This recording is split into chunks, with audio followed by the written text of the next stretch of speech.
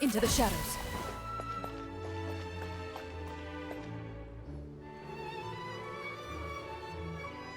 This shop looks popular today.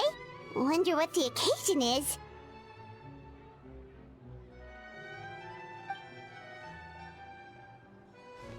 Butterfly Dew Cosmetics now on sale. Huh, looks like it. Oh, Sigewinne's here too! Hey there, Sigewinne!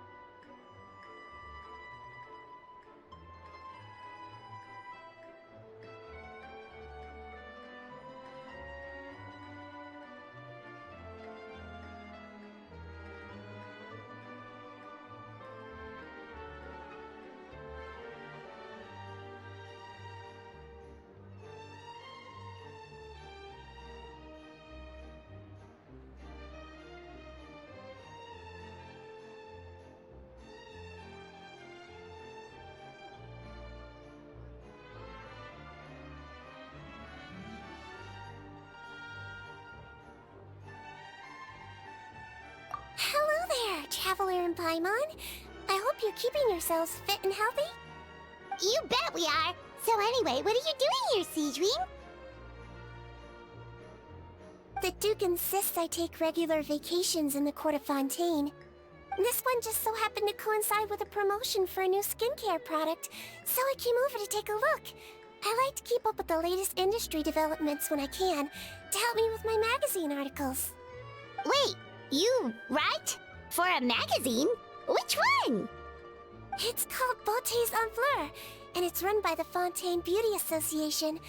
I've done lots of articles about skincare for them, using the pen name Maritime Flower. Oh, wow! You're a Maritime Flower? If Paimon's not mistaken, you're one of the leading figures in the Fontaine Beauty Association!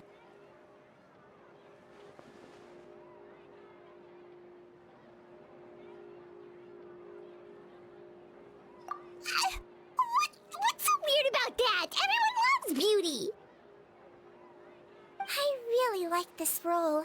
The staff at cosmetic shops are always so polite. And as long as I wear a big smile on my face, I always get the best customer service. Well, they sure don't want to make an enemy of the Maritime Flower.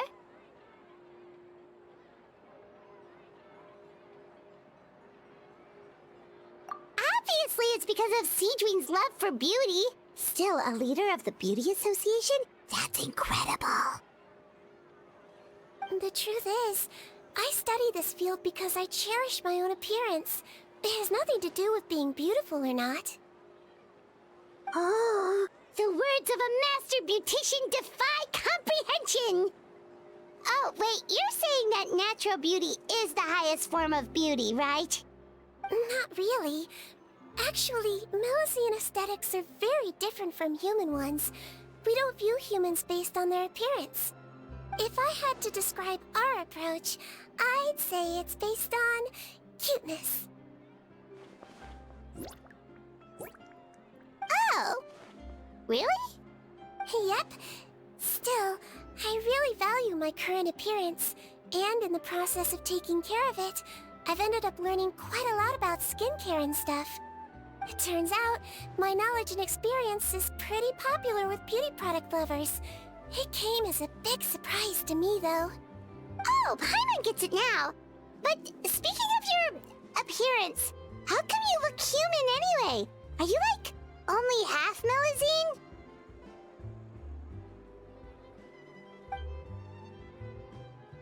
Ooh, wait, sorry.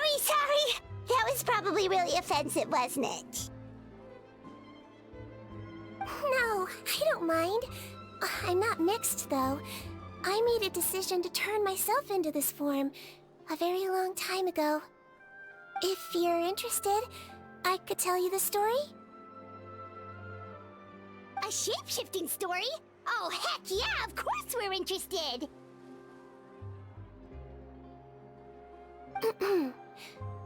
Once upon a time...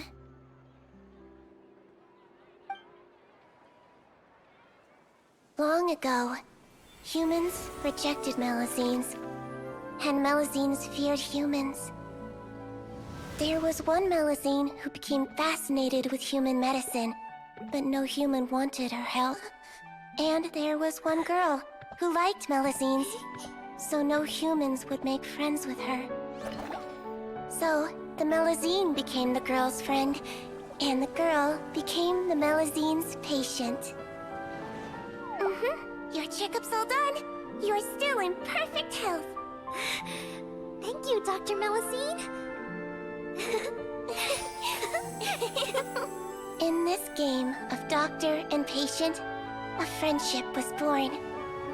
Then, one day, the girl fell ill. The Melusine was the only doctor to arrive on time, but the adults sent her away. Scram! Melusines can't be trusted! So just because I'm not human, I can't save my best friend?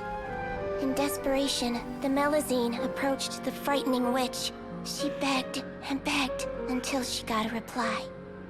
If you take this potion, concocted of sin, you will gain a human face and grow human limbs.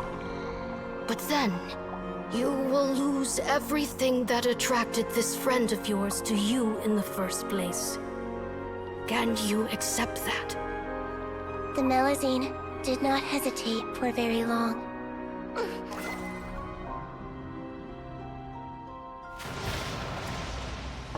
On a rainy night, a little doctor knocked on the girl's door. The doctor wore a hood and raincoat, maybe to protect her from the rain, but maybe also to hide a secret. The little doctor held the girl's hand and treated her illness, just as she had so many times before.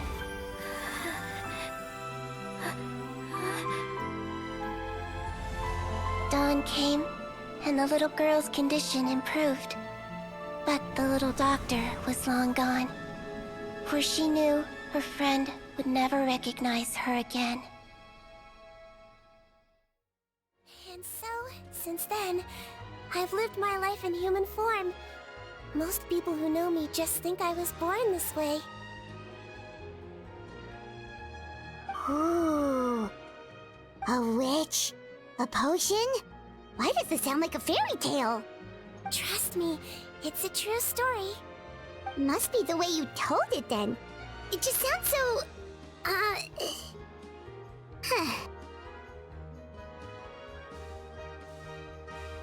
Yeah, not every Melazine would take human form to save their human friend. That must have been a huge decision. Treating patients is a doctor's duty. We must always find a way, even when the going gets tough. Ugh. It's so crazy that they turned you away just because you were a Melazine, especially when their daughter was so sick. Well, sometimes appearance can be a real barrier. But that was a long time ago. I like how I look now anyway.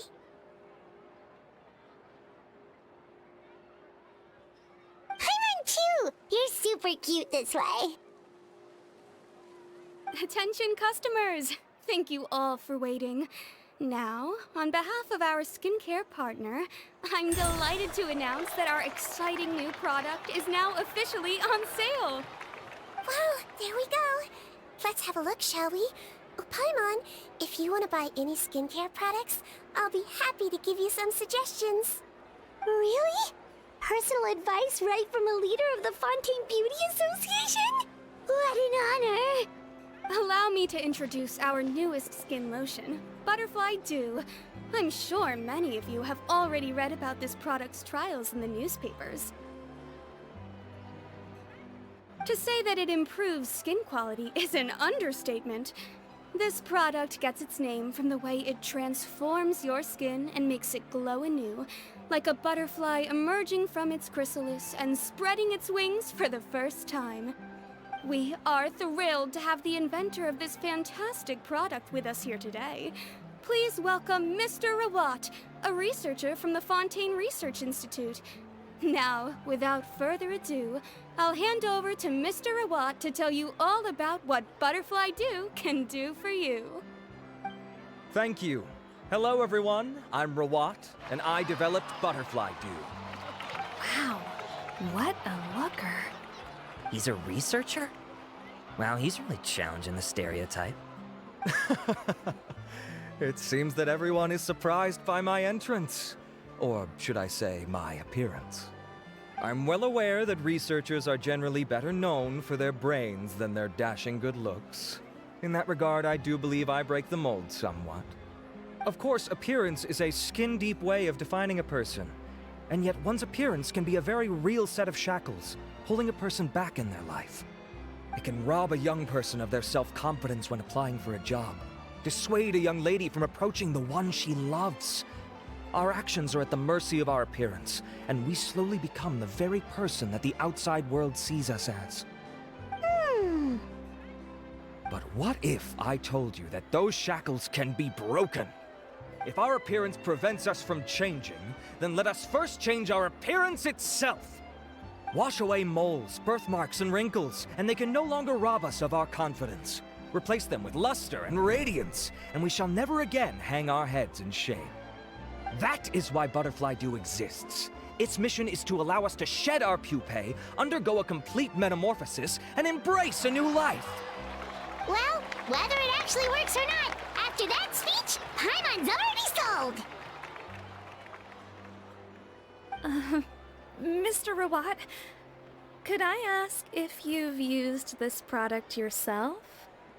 Of course, I tried it many times while I was testing it. You can consider me a product ambassador. Wow, then it's sure to work!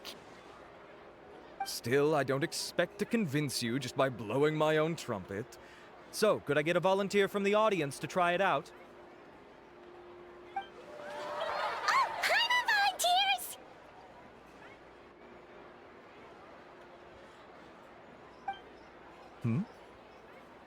Oh! Ah, what an honor! It appears we have a giant of the Fontaine Beauty Association here with us. In that case, Miss Sigewinne, could we seek your most expert opinion on this product? Sure. Whoa. Is that Romaritime flower? They say she's the pickiest user of skincare products in all of Fontaine. Here you go.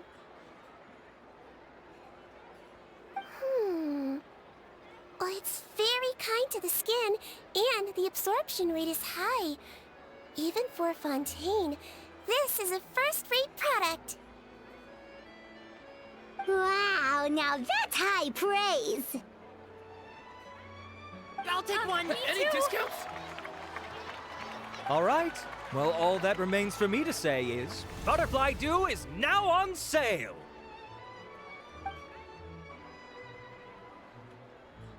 Think we should buy a bottle too?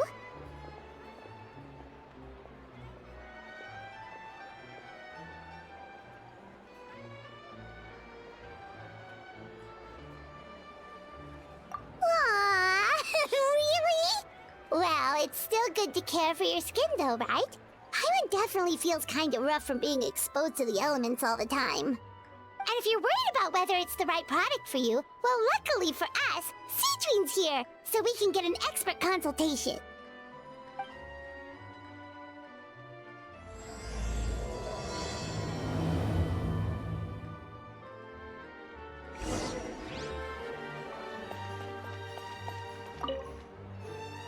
It's an honor to receive such high praise from you. To be honest, I was also hoping you might be able to point out some flaws in the product so I can keep improving it. With most skincare products, the pros and cons only become apparent with long-term use. Yet, this one has instant benefits, improving skin quality without any obvious side effects. It's one of a kind. Don't worry though, I plan to keep using it, and I'll publish regular reviews in Beautés en Fleur. You can read my thoughts there. All you need to do is subscribe. Oh, I was hoping for a more casual conversation, but you are a beauty association leader after all. I understand if you want to keep this professional. Sigewinne! Oh, excuse us, Miss Beauty Expert, but do you think this product is a good choice for me and her? Wait, are you the renowned traveler? That's right, and by her side, the equally famous Paimon. Well, I don't normally handle customer questions personally, but since it's the traveler asking, allow me to make an exception. Butterfly Dew is made for all skin types, so no matter who you are, you can rest assured that it will be kind to your skin. If anything, it might be marginally more effective on Fontainian skin, but other than that, it works the same on everyone. Why would it work better on Fontainians? In the interests of protecting my trade secrets, I'm afraid I can't answer that, Miss Paimon. Alright then. How about a friend discount? Save yourself the trouble. I'd be greatly honored to have both of you use my product. Here, take 2 bottles for free. Yay! Paimon's private fund survives!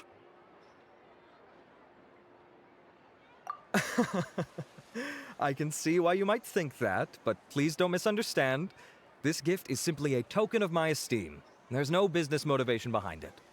To me, finding new customers for Butterfly Dew is about meeting kindred spirits, fellow admirers of physical beauty. I consider it a labor of love. Admirers of physical beauty? Eesh, that's embarrassing to say out loud. It sounds so shallow. It's nothing to be ashamed of, Miss Paimon. Most people claim to desire inner virtue, but it's still physical appearance that turns their heads. This is a fact of life. It's only natural for people to desire to become beautiful, and that's exactly what inspired me to choose this research direction in the first place. You're right. Everyone loves beauty, don't they? Look at the time. My apologies, but I have other things to attend to. I'll leave you with these 2 bottles of Butterfly Dew, and I look forward to seeing you again. Paimon, I'd say there's no need for you and the Traveler to use this product for now. Why? Is there a problem with it? The quality is fine. I just think there's room for improvement. I think I could add some ingredients to the mix to make it more effective. Really? Then why didn't you tell Rawat about that? Researchers are a very special breed of human. You can point out their flaws to their face and they won't mind very much. But if you tell them that someone else could do a better job, ooh, now that'll make them really upset. If I'd mentioned it, he probably wouldn't have given you those 2 bottles for free. Huh, fair enough, that makes sense. If you're interested in the more effective version, I can write up a list of ingredients for you. Just come get me once you've gathered them. When you say more effective, you mean it'll make Paimon even prettier? Ooh, how can we say no?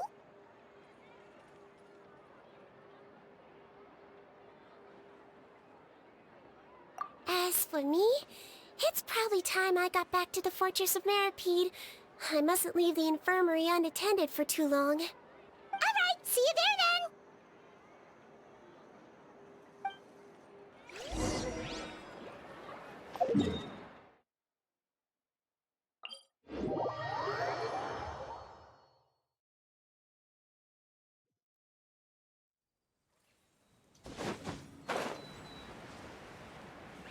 Just up ahead, traveler. The ingredients for Sigewinne should be nearby.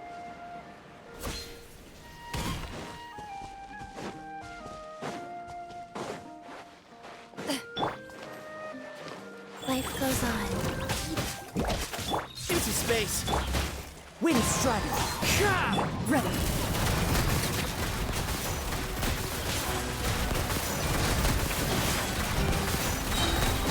Where evil lurks, shoot on sight! Go. Way ahead of you! Behind you!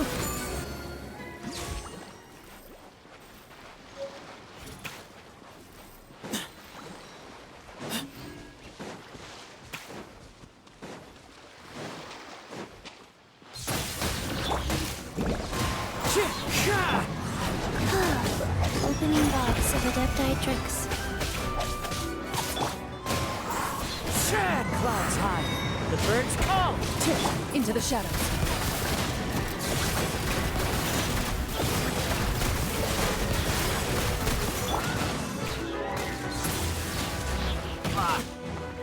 Move or be moved!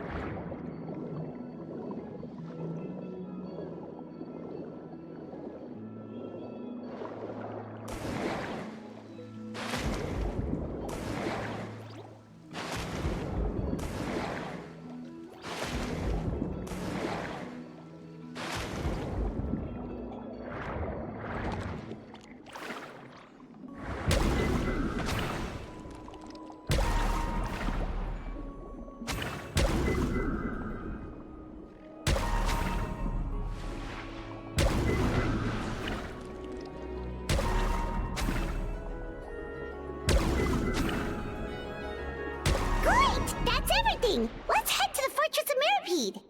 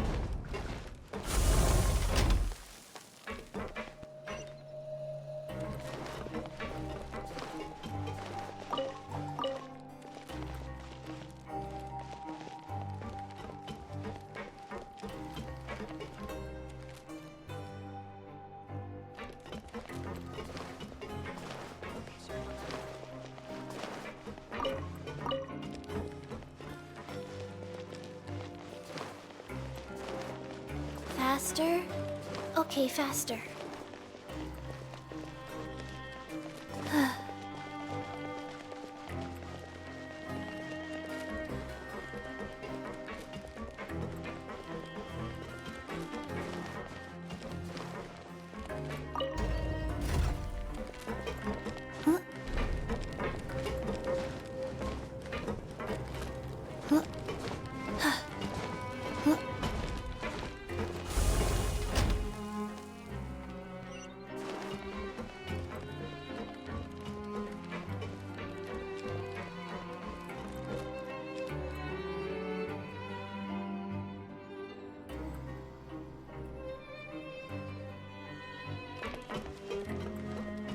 I want to go on a vacation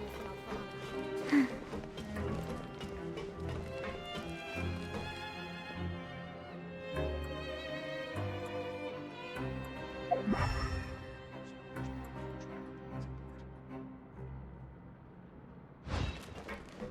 Faster? Okay, faster.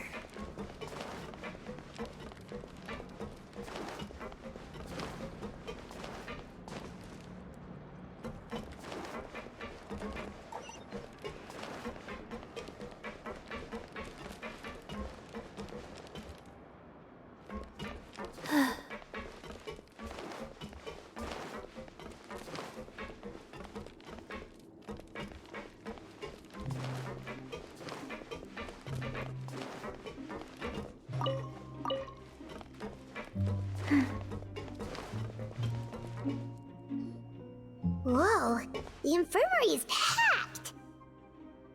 Please, you have to believe me. I saw it with my own eyes last night. Another me! He looked exactly like me. Got it? Okay. I've written down everything you told me. Now, I have a few tests to run. Take a deep breath, and don't worry. It's nothing to be nervous about. First, which finger am I holding up? Your index finger, but I'm telling you, my mental state is fine. I'm not crazy. Very good. Now, on to the next. Hey there, Your Grace. It's been a while, huh? Ah, it's you two. Indeed it has. I would offer you some tea, but I'm afraid the timing is unfortunate. Duty calls. No worries. Actually, we were looking for Sigewinne. Do you, know what all of this is about? This inmate came running to the guards in a panic, claiming to have seen his exact doppelganger. A doppelganger? Doesn't that just mean someone else kinda looks like him? And that's what I thought when the report first reached my desk. But we've inspected our records. No one even vaguely resembles him. Considering how certain he is of what he saw, I can only surmise that he's having some mental issues. So I brought him for a medical evaluation. Alright, very good. Take a sip of water and rest for a bit. Evaluation complete. I couldn't find any symptoms pointing to a physical condition. I see. So do you still believe there's more likely to be an issue with his mind than his body? I have to assume so for now. Psychological issues are more difficult to detect. At this stage, we can at least confirm that he is in command of his cognitive faculties. The rumor mill will go crazy if word of this gets out.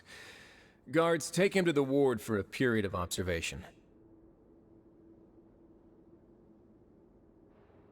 The Marechaussee Phantom has requested my cooperation on a case, otherwise I'd deal with this myself. Sorry for the trouble, head nurse, but I'll have to leave this to you. No problem, Your Grace. I'll add him to my observation list. By the way, we have a couple of guests here who've made the trip just to see you. I imagine it must be important. You probably won't need to add them to your observation list, though. Oh, Traveler! Paimon, it's you! Hey there, Sigewinne! It's actually not that important, but... I'll be in my office if you desperately need me. Goodbye for now. Okay, bye-bye! So, Sigewinne... Would you mind waiting for just a moment? I have another patient to see. Just find an empty bed and take a seat. I won't be long. Oh, sure! Sigewinne, we've brought him. And he seems to have taken a turn for the worse again. Okay, don't panic.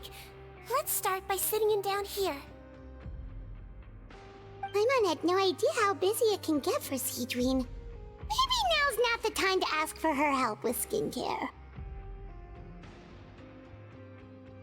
Good point. Besides, it might actually be interesting to observe her at work. Well, this could hurt, so I suggest you take a deep breath first. Did his face melt? What happened to him? It's anyone's guess.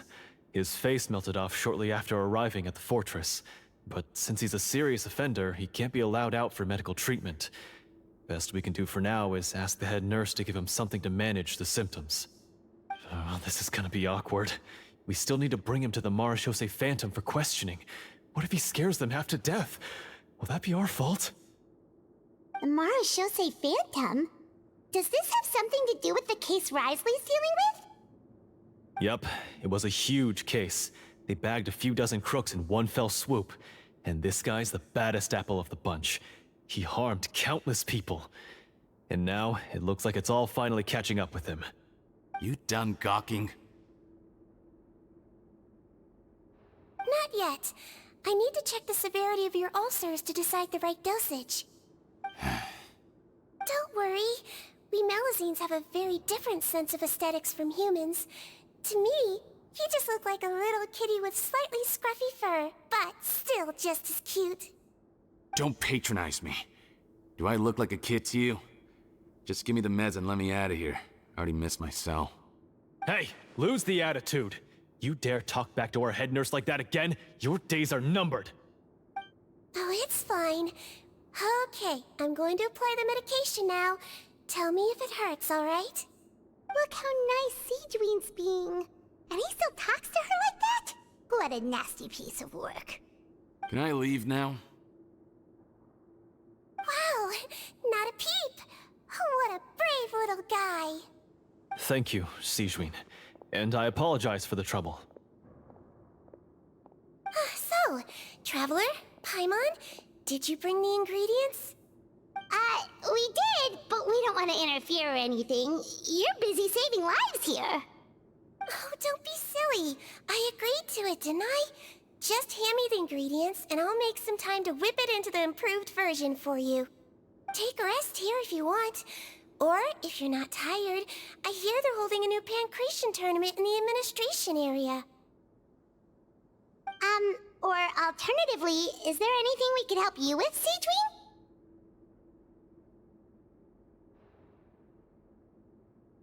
That's right! Let us help you out! It's the least we could do! Good point. Kind-hearted humans start to develop guilt if they accept free help from others. Don't worry. I'll take a look at my schedule. I'm sure I can find something to treat this condition. I gotta warn you, though, it'll be tiring work. So I suggest you take a break first, then come back and see me when you're ready.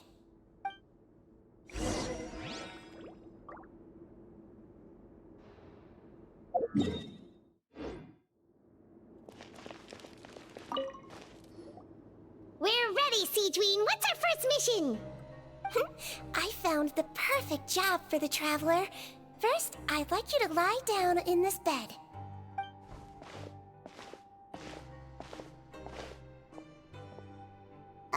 What for?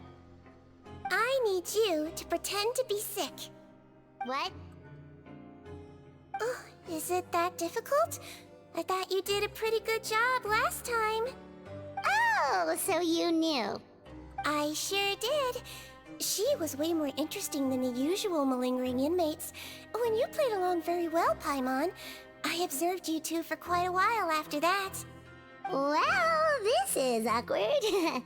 But why do you need us to do it again now? No time to explain. My next patient will be here any second. Please just do as I say. You can, pretend like you've got a nasty headache. And throw in some dry heaving for good measure. Okay.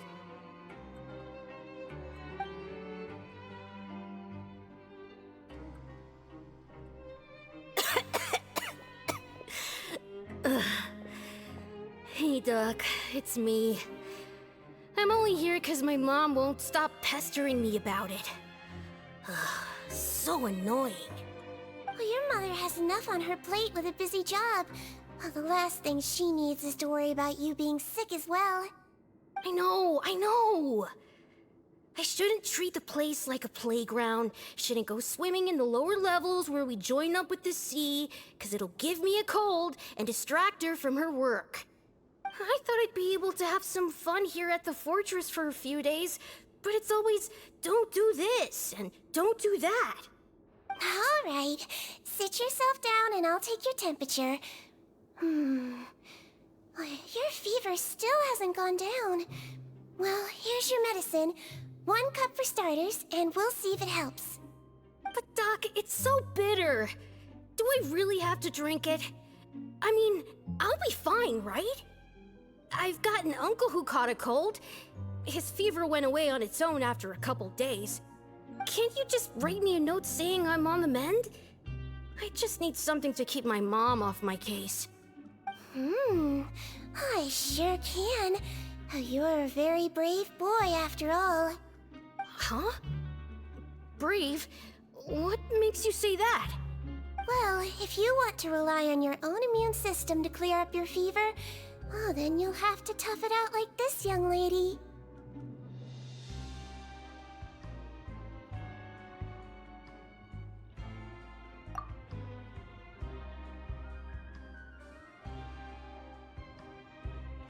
Hang in there, traveler! Are you gonna puke? Paimon can get you a paper bag!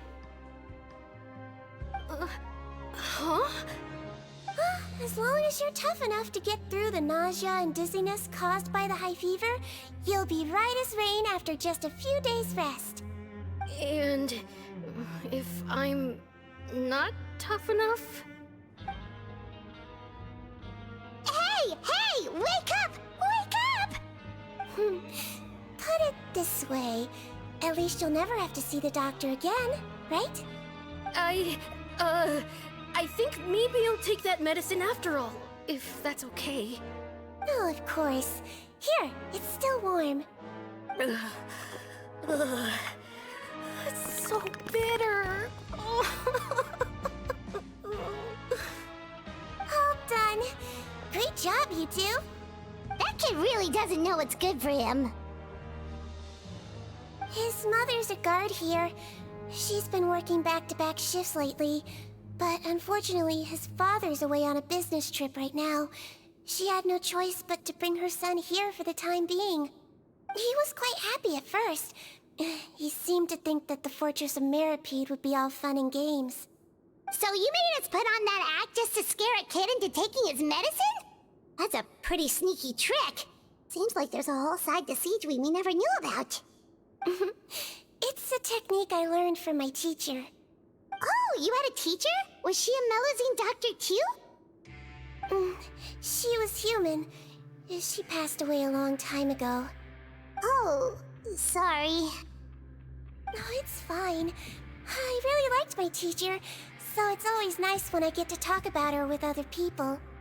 She was a traveling doctor, and since she didn't have a clinic, she'd go out and visit her patients wherever they were. Dealing with the badly behaved ones was her specialty. She used to say, if you can scare the little brats into taking their medicine, you won't have to hear them wailing and screeching when their condition gets worse.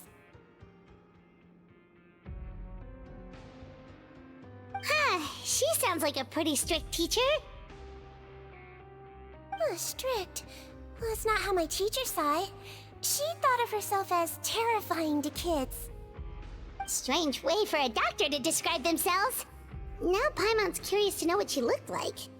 As it happens, I actually have a picture of her.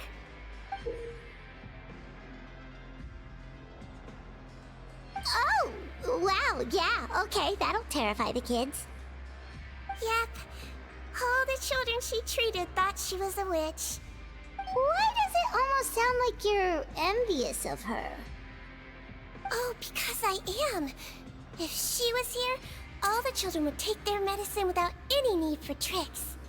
A doctor who looks like a witch. True, they wouldn't dare try anything funny with her around. Oh, me, on the other hand, it's hopeless. Children aren't afraid of me at all. That's actually a good thing, you know? Oh, my next patient should be arriving now. Would you mind lending me a hand again? Sure thing! On to the next mission!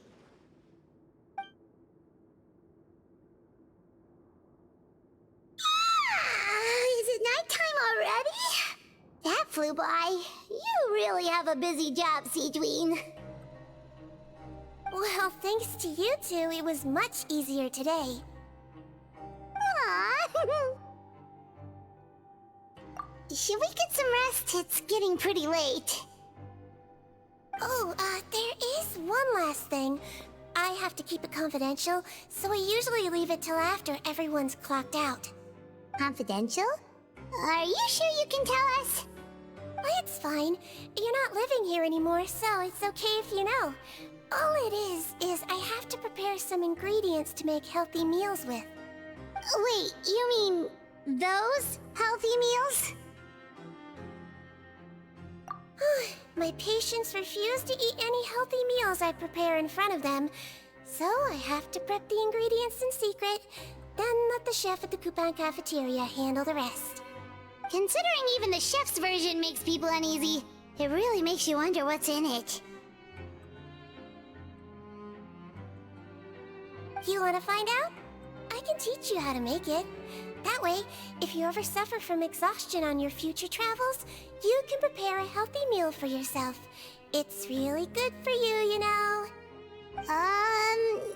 Sure? Guess we can help out one more time.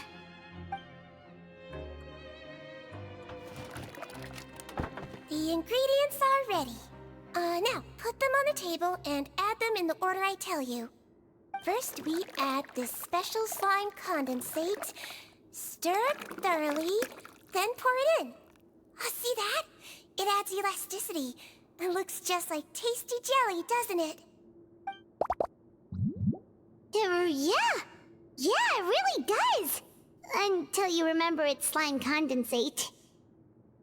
Next up, xenochromatic crystals. You want to crush them up into a fine powder, like powdered sugar. Wait, are those from Fontimer Aberrants? Are you sure they're edible? Finally, we'll need some high-protein meat. Frogs are an excellent choice. You just need to clean their innards, and then you're left with some lovely, tender meat. Oh! Frogs. And we're done. All that's left now is to pack them into lunchboxes and hand them to Walsey. Yesterday in the production zone, I noticed an inmate who's been working for 2 days straight. That means it's a healthy meal for him tomorrow. Sigewinne really does have the inmate's best interests at heart.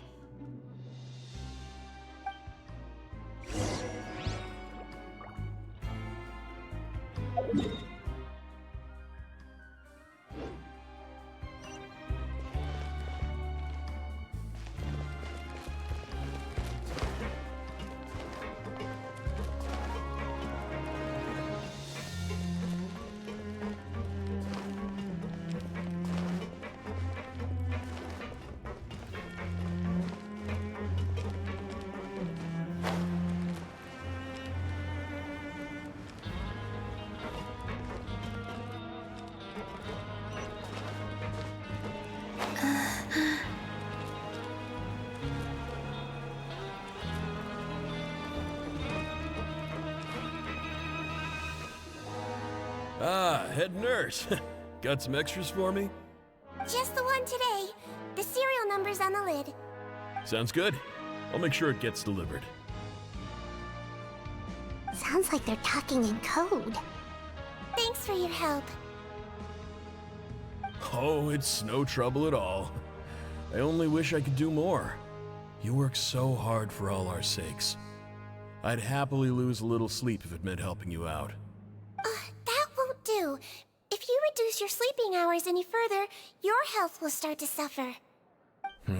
All right, nurse's orders. I'll do as I'm told. But you take care of yourself too.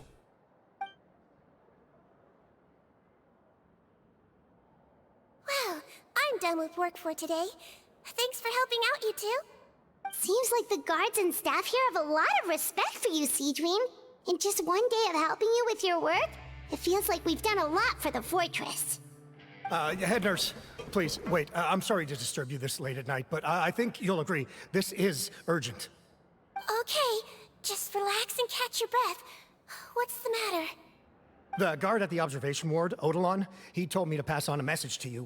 One of the inmates there, the guy suffering from possible hallucinations, well, he seems to have made a sudden recovery, and now he wants to apply for permission to leave the ward.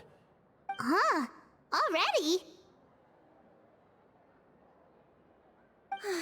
You were right to tell me. I'll have to examine him and make sure he's well before we discharge him. Looks like we've got one job as medical assistants left. We'll come with you.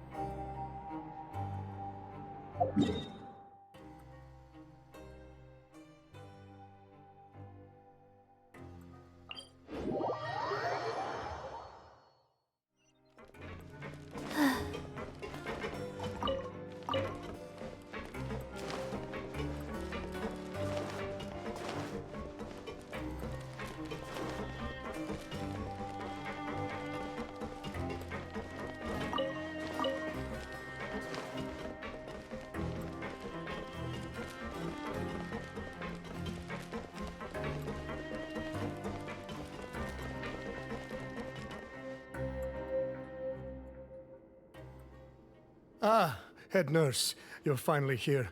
I'm so sorry for all the trouble I've caused you, but I believe I've now made a full recovery.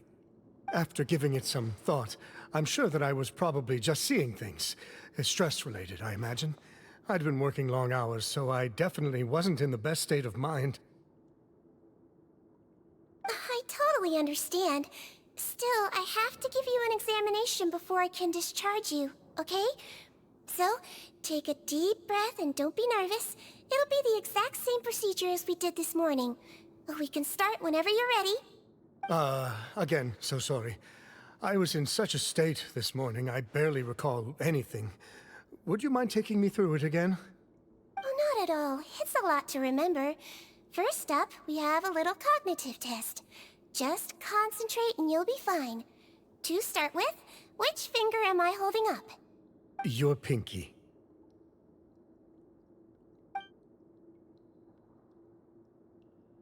All right. All indicators seem normal. So it was a stress-induced hallucination after all?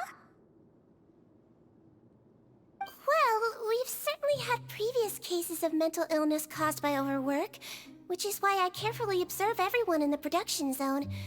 I wonder how I managed to miss the signs this time. Please, head nurse, you shouldn't blame yourself. I'm just still adapting, that's all. Pushed myself too hard, and I guess I couldn't take it. Thanks for looking after me. I'll be as good as new after a good night's sleep. And if you can give me the okay, I know I'll sleep better back in my good old dorm. It can be difficult to relax in an unfamiliar environment. All right then, you can leave the ward. I suggest you take 2 days off to focus on your recovery. I'll take you off the observation list for now, so you're officially discharged. Great. I can't thank you enough, head nurse. Mr. Odilon, could you escort him back? Of course. I'm on guard duty in the administrative area tonight, so nothing will go wrong. You have my word.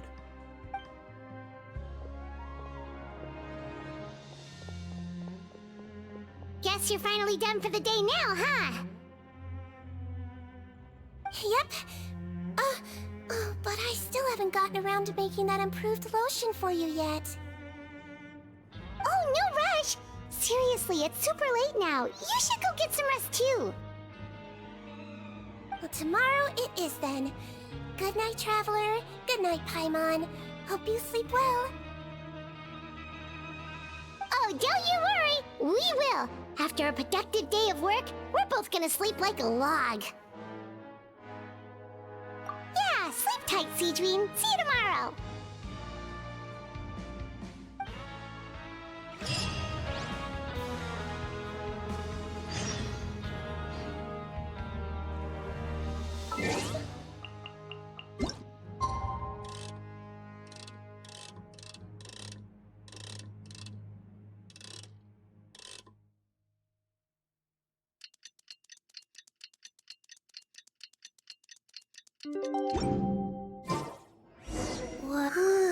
Paimon really did sleep like a log. Let's go find Sigewinne.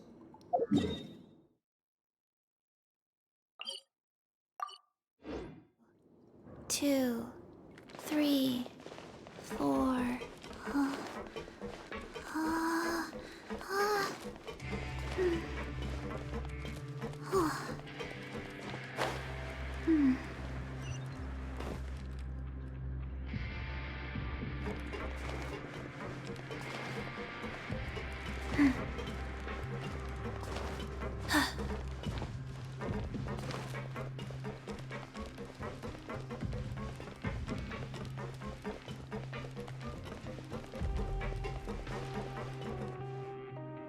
Whoa! How is the infirmary even busier than yesterday? Good morning, Traveler and Paimon. I have a few people here for a checkup, so you might need to wait for a while. No problem. Anything we can do to help? There's a bit of a complicated situation here. I'm still getting to the bottom of it myself. You have to believe me. I'm telling the truth. You're in a medical facility. Keep it down. Please, listen to me. I'm not Gascon. I'm Uy. You're a horrible liar, you know that? We get all your mugshots with the arrest warrants. It's clear as day that you're Gascon. You mean because of the way I look? I don't know what happened. I just woke up like this. Then you guys dragged me in here for an interrogation. I brought you here to figure out what's going on. If you truly are the victim of an injustice, yelling isn't going to achieve anything. At most, it'll delay your vindication. All right. I get it. This is nuts. Yesterday's interrogations went fine, and now this. Morning, Your Grace. What's going on? Remember the case I mentioned yesterday? The one brought to me by the Marechaussee Phantom? Well, we've been questioning the inmates involved this morning. Every single one of them is claiming mistaken identity. Huh. That's even weirder than what that guy was saying yesterday. The thing is, none of them have been able to provide any evidence whatsoever to support their claims. Questioning them further got us nowhere, so for now, we've brought them to the infirmary. And we thought yesterday was as busy as it got for Sigewinne. We've compiled their statements. Have a look. Perhaps there's something we missed.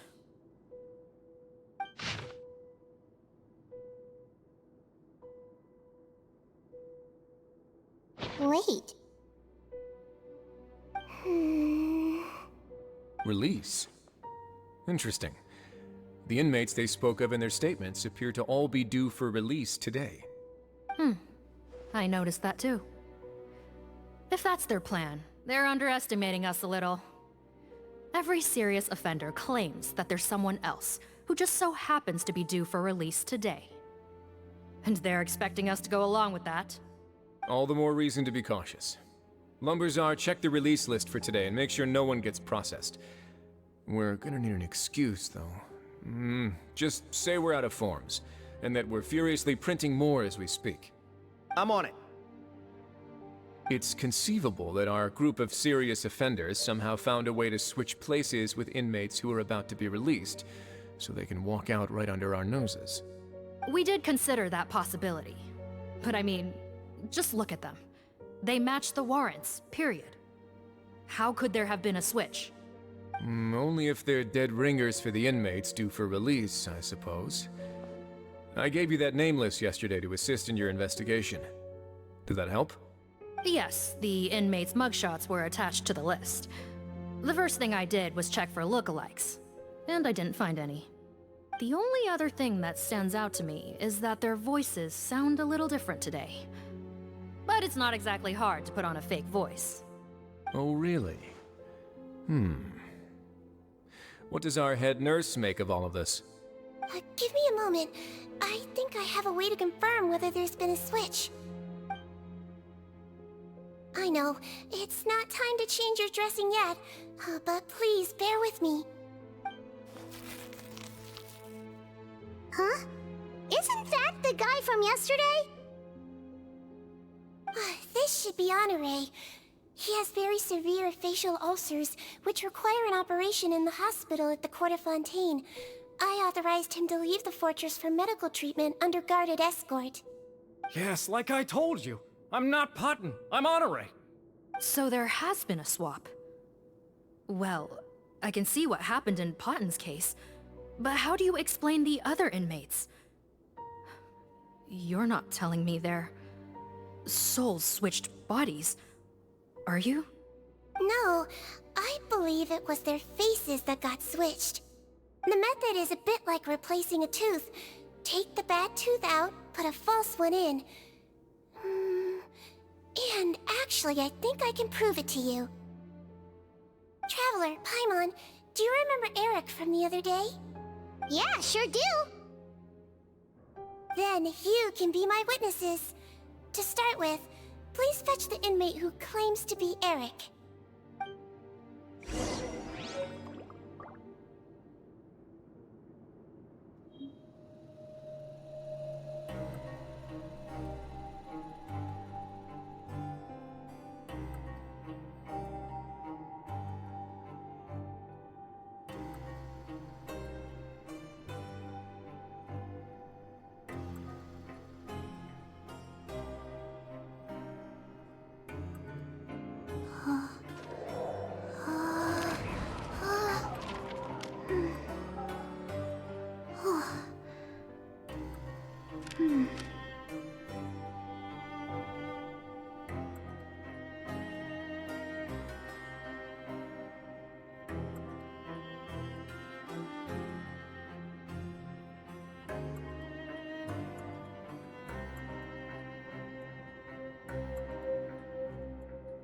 Let's go somewhere cooler.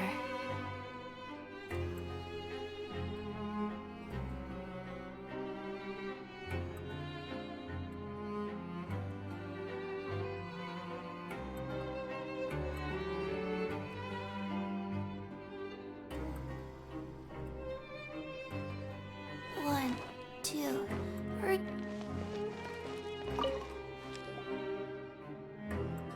So, you're Eric? Yes, head nurse. It's me.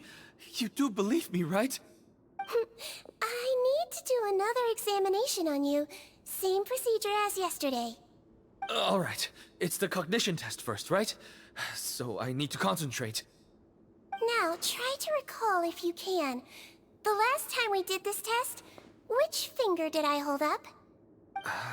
I believe it was your index finger. But that means...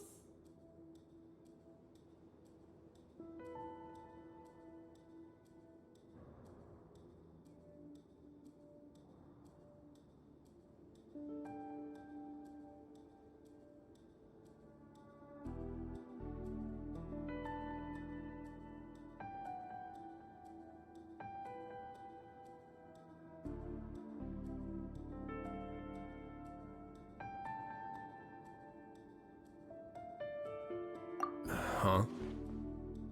So basically, last night the Eric who said he saw another him suddenly recovered and applied to leave the observation ward. Sigewinne did another test before letting him leave, but that time she held up her pinky finger. Huh? I don't know about any tests last night.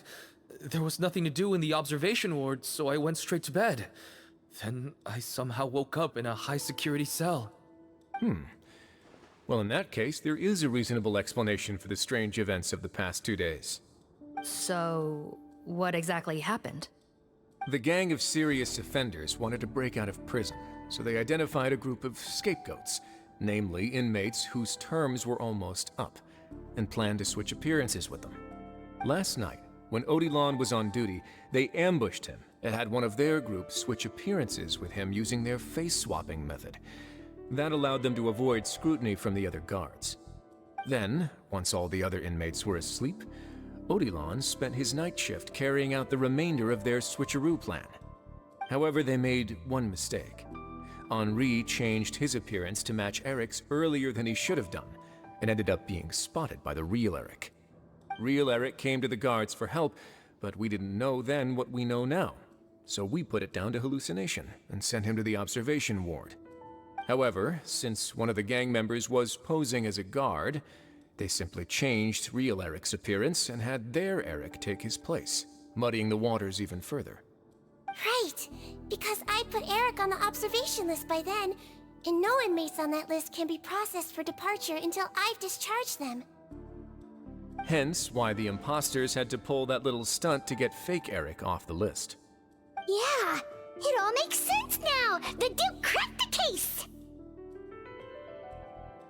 Well, I can't fault the reasoning. But I'm afraid that we ruled out the possibility of face switching very early on in this process. Criminals altering their facial appearance to commit crimes is nothing new. In fact, one of the explicit duties of the Malazines and the Marechaussee Phantom is to identify criminals in disguise. We carefully examined all the suspects, and there is no evidence that any means of disguise were used in this case. Huh. Well then, how do we explain all this? So far, it seems more likely that the gang stole documentation belonging to the inmates due for release, and are using that to commit identity fraud. Actually, there is a potion that can completely change someone's appearance. If they use that, even a Malazine wouldn't be able to detect it. A shape-shifting potion? Forgive me, head nurse, but this is the first time I'm hearing about it. If such a potion truly existed, it would jeopardize our entire investigative process at the Marechaussee Phantom. Are you certain of this? Yes, I am. But... Please, trust me in my professional opinion as an experienced clinician. At the same time, without any solid evidence, it's pure speculation. If we can round up all the inmates suspected of switching places, then have a little talk with both sides, we might just get our answer. Yep, let's do that. Okay. Well, it was our negligence that meant we had to come and conduct these post-internment interrogations. And I know it's put you out. We'll do it your way. Your Grace, bad news. I paused the releases like you asked, but we were too late. A bunch of people already got processed 2 hours ago. I checked the list, and sure enough, it's all the people who gave statements. 2 hours ago? That's before today's interrogations began. They had this all planned out. So there really was a switch after all. They really pulled the wool over our eyes on this one. We should be able to catch up with them if we leave now, right? Not if that potion is real. They can just switch faces again after leaving the fortress. And if the Marechaussee's Malazines can't even spot them, we wouldn't know where to start searching. Yikes! So we're at a complete dead end!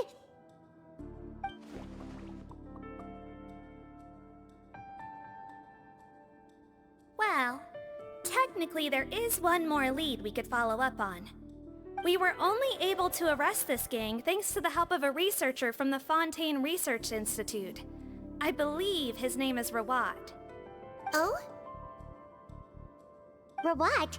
Isn't that the handsome guy we met at that skincare promotion? Handsome?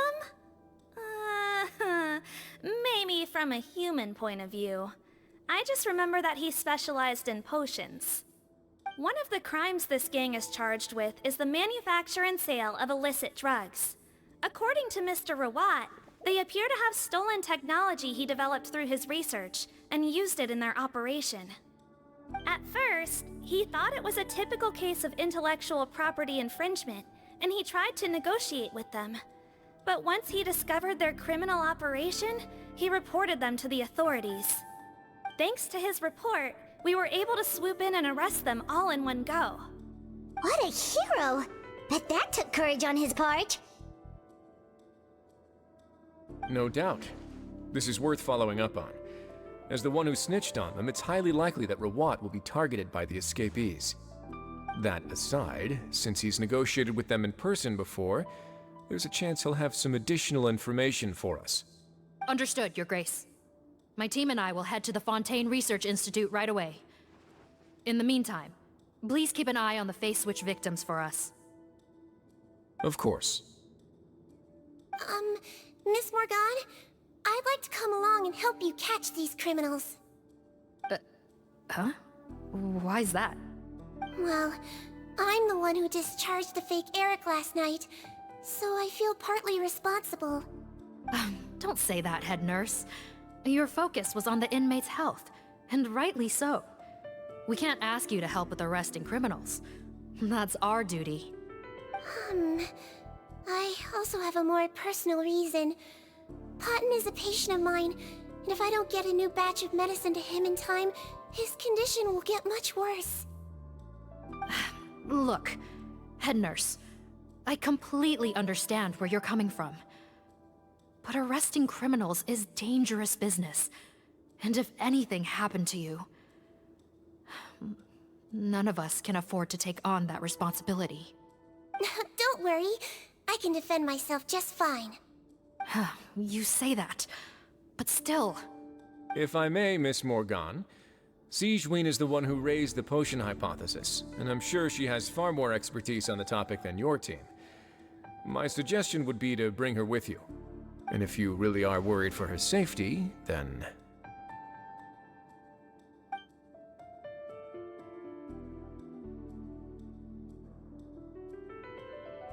Ah, there you go, right on cue. Knew I could count on you.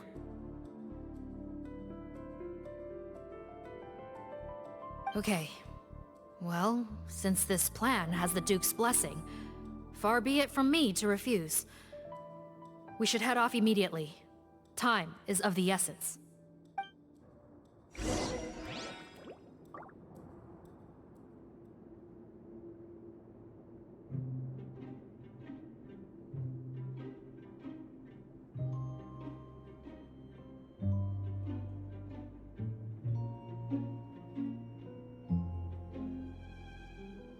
Hey, do you know what?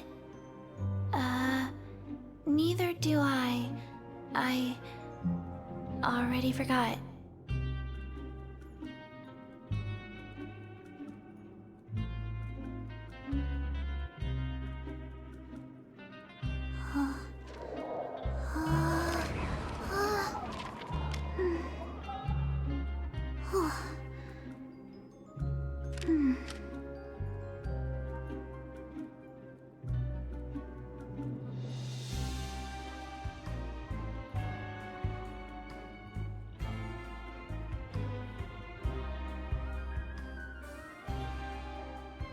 One.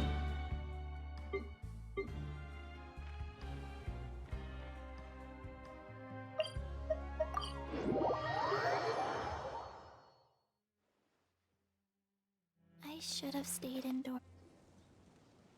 Greetings. Sorry to impose, but I'm afraid we're here on urgent business. And we're gonna need you to cooperate. The Marechaussee Phantom. Let me guess, you're investigating some more illegal research? Not this time, no. We're looking for a researcher. Do you know where we might find Mr. Rawat? Rawat. Oh yeah, Mr. Handsome, right? He actually doesn't work on site here very often. There's a handful of researchers in the nearby area who know him pretty well, though. You can see what they know. Just a handful? Paimon figured he'd be the most popular guy around. Well, I guess you could say he's popular. at least on a superficial level. He's blessed with good looks, so he tends to make a good first impression on people. But in all his time here at the Fontaine Research Institute, I don't think he's ever had a single deep conversation about his research with his peers. That's no way to make real friends around here.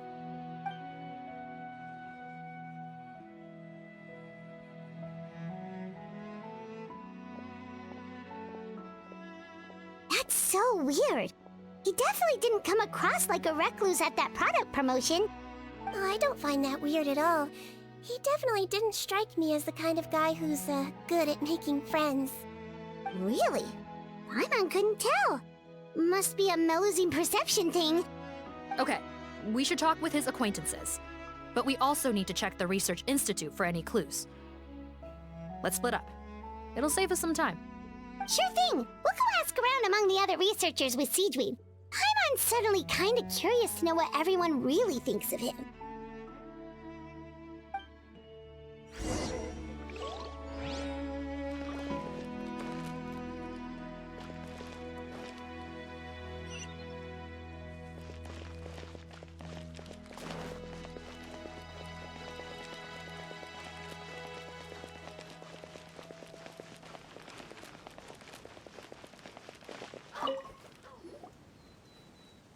Excuse us, are you Audrey?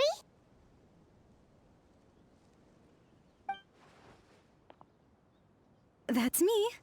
What is it? Are you close friends with Rawat? We're trying to find out where he is. Close friends? You mean because I told him I had feelings for him once? I doubt I'm the first or last at the Institute to make that mistake.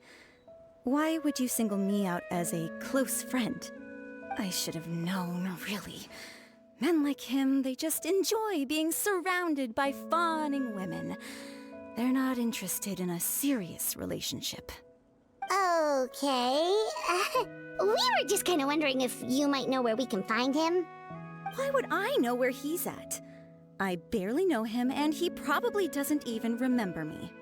Ugh, this is getting annoying. Shall we go ask someone else?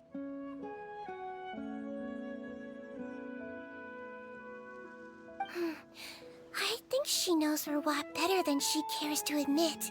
If we leave now, it might be a wasted opportunity. Maybe, but we're not going to get much out of her while she's in this state, are we? She's displaying symptoms common among people in love, if that's what you mean. But I know a cure. It's curable? Oh, we're still no closer to finding Mr. Rawat. Oh, by this point, he could be in grave danger. Danger? Wait, why are you looking for him again? Oh, that's right, yeah! The Marechaussee Phantom said that he's been targeted by some pretty bad people. We need to make sure he's safe. What? How has this happened? He seemed fine when I last saw him, and that was only a couple of days ago. Just happened to run into him, of course. Oh, I see. Well, do you have any thoughts on where he might be right now? Okay, but this is purely out of concern for his safety. If he's not at the Institute, he might be at his mother's place. I heard she raised him alone, that they had it pretty tough financially, and these days she's housebound due to illness. He makes regular trips back home to check on her. Oh, okay. Do you know the address? Nope, sorry. I only found out the thing about his mother because it came up in conversation once. I was just trying to find out more about him, so I could get to know him better. When I told him I had a crush on him, I offered to help him take care of his mother. And yeah, maybe that was a stupid idea, but did he really have to yell at me for it? It's like, fine, I can take no for an answer, but what's with the temper tantrum? Unbelievable. These guys only want to show you their charming, well-groomed exterior. They can't stand it when a few home truths shine through. Looks like her love syndrome is flaring up again. We need to find out Mr. Rawat's mother's address. Let's check with the Marechaussee officers when we regroup. Cool, sounds like a plan.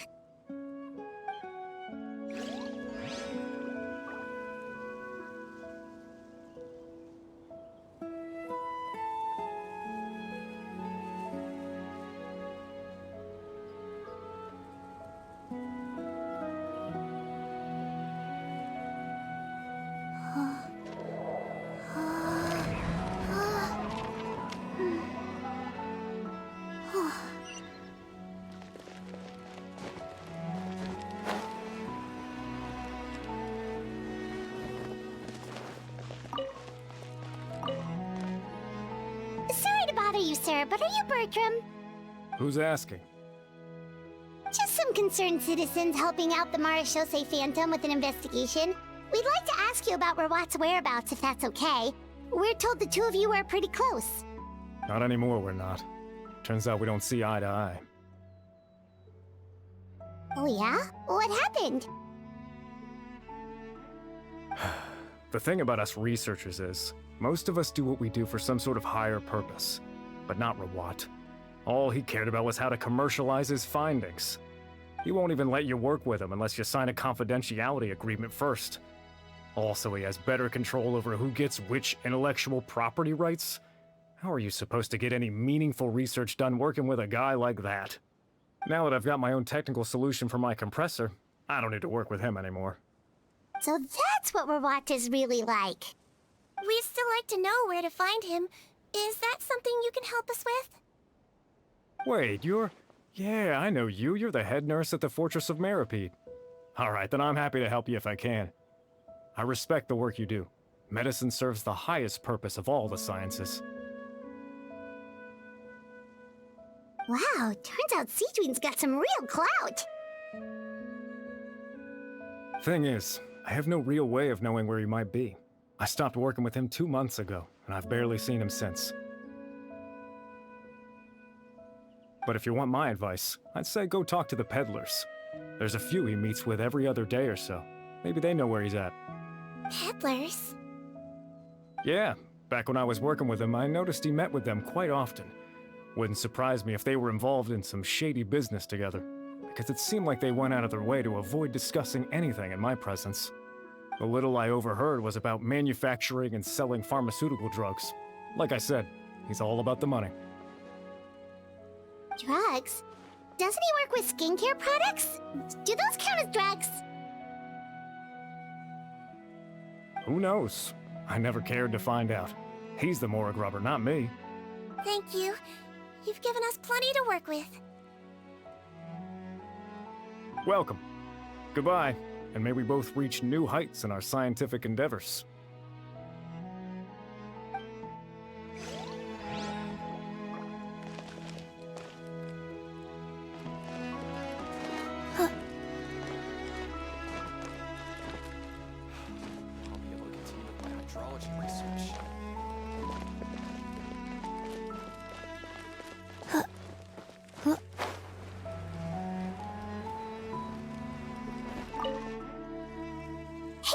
Are you in Teep? What do you want? We're here to ask about Rawat. Any idea where he might be? We were told you were pretty close with him. Close? Not sure that's the word I'd use. He wouldn't even let me use his patent. Huh? It's been a good few days since I last saw him. I don't know where he's at. Go ask someone else. Would the patent in question happen to be related to the new skincare product he developed? Yeah, kinda. Butterfly dew, or whatever he calls it. I heard he made a tidy sum off of that one. Okay, now we're getting somewhere. Keep going. Most of the other researchers here focus on mechanics, energy, stuff like that. I get why he wouldn't be interested in having anything to do with them. But I'm studying coatings. There's a huge overlap in our areas of research. Why would he refuse to work with me? I bought his product once, and noticed it contains a unique substance that might have applications in coatings, too. If it worked out, I could probably make as much as he's making. Don't get me wrong, I had no intention of plagiarizing his work. I was hoping to get official permission to use his findings in my own research. Followed the proper procedure. It was all above board. I would have had to pay him a license fee and everything. But despite that, he turned me down not once, not twice, but 3 times. It's like he's vehemently opposed to the idea of anyone else making the kind of money he does. Huh, so is Rawat antisocial, or is this guy just jealous? Well, it doesn't look like we're gonna get any info about Rawat's whereabouts from him. Let's go! Wait, 1 second. Mr. Antibes, Next time you go shopping, you should buy some Buell fruits. Peel the skin, steep in water, then drink. It'll help calm your mood. Huh? Yeah. Thanks. Well, that's all 3 researchers. Let's head back to the meetup point.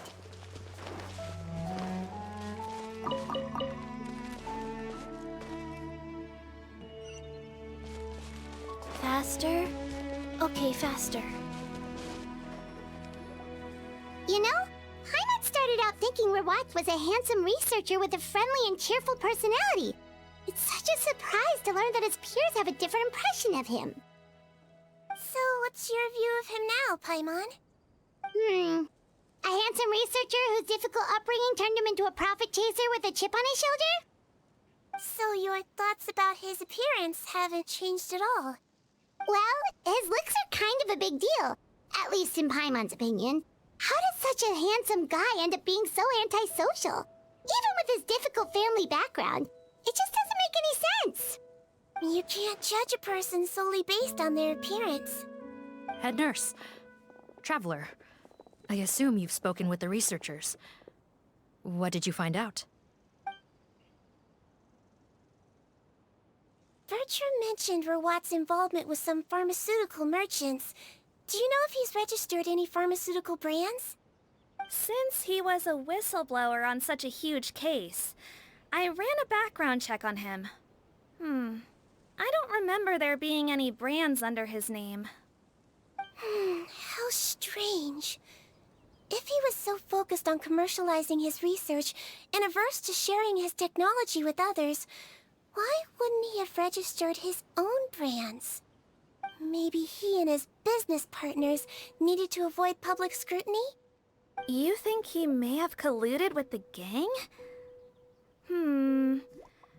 Well, the crime was manufacture and sale of drugs, and that would certainly be in his wheelhouse. We can't rule it out. Isn't that pretty unlikely, though? He was the one who blew the whistle on them! Most children who come to me with tooth decay have suffered pain for a long time already, but they'll still try to hide the fact that they eat too many sweets. Grown-ups and children aren't so different in that regard. If you say so. I saw him when he came to make his report, and I certainly didn't get the feeling that he was the type to collude with criminals. Perhaps it's more likely that they were coercing him. You mentioned that he comes from a poor family.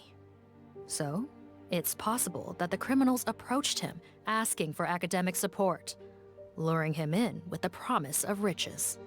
By the time he discovered who they really were, he was in too deep. They had leverage on him, so he was forced to keep working for them. I've seen it happen many times before. That does make a lot of sense. It would definitely explain why he was so unwilling to cooperate with his fellow researchers. No wonder he's so unsociable. He must be on edge all the time with a gang of crooks breathing down his neck. In that case, the situation could be worse than we thought. If Rawat was working with the escaped inmates, they're sure to know more about his whereabouts than us. Oh, there's a good chance they'll get to him before we do. Based on the information we've gathered so far, he was last seen 2 days ago. If no one's seen him since, maybe we're too late. 2 days ago? So he went missing right after that product promotion. That was the same day he reported the criminals, too. Not a good sign. Don't worry, everyone. I believe we still have a chance. Since he disappeared right after blowing the whistle, it's likely that he's gone into hiding. Yeah, he must have been worried that they'd come for him. All the more reason to find him as soon as possible. The only lead we have at the moment is his mother's house, which you mentioned earlier. Seath, think you can find the place? Yep. When you register a brand, the Court of Fontaine requires you to provide a legal address. The one Rawat wrote down was in the outskirts of the city. That should be the place. Okay, then there's no time to lose. Let's move.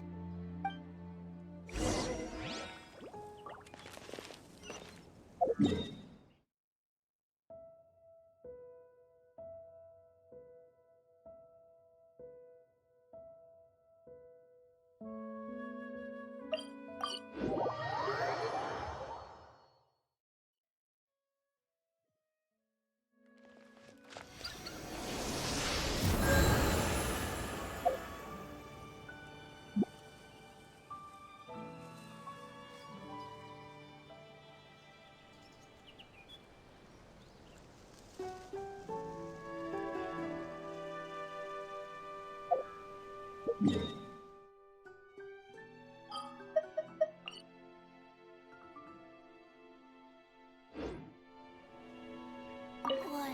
two, breathe. Three.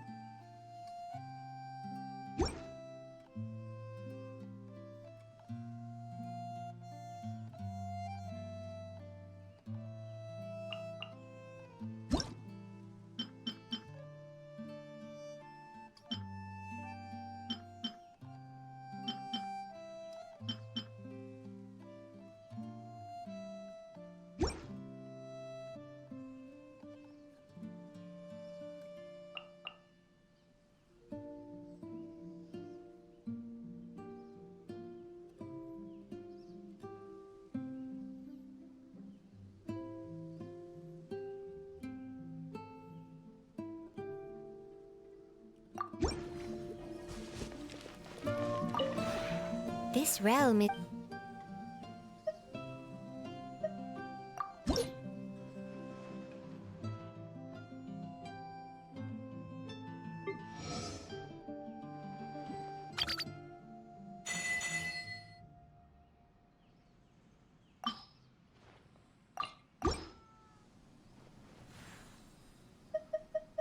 If you ever have it...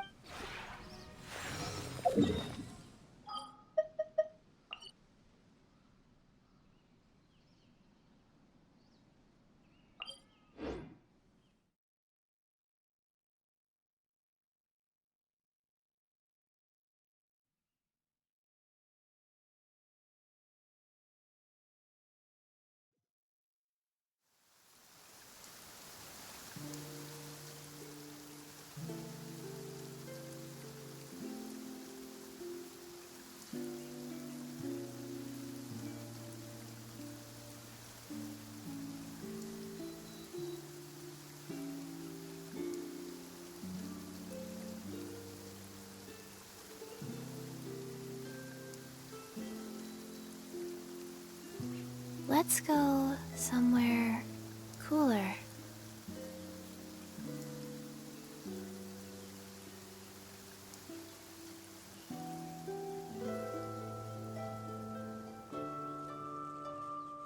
I should have stayed indoors today.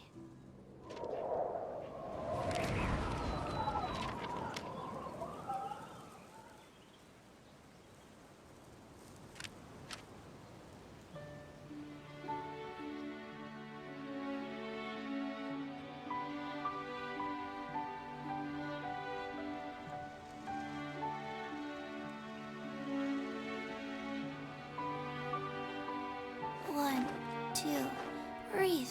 3, 4, and...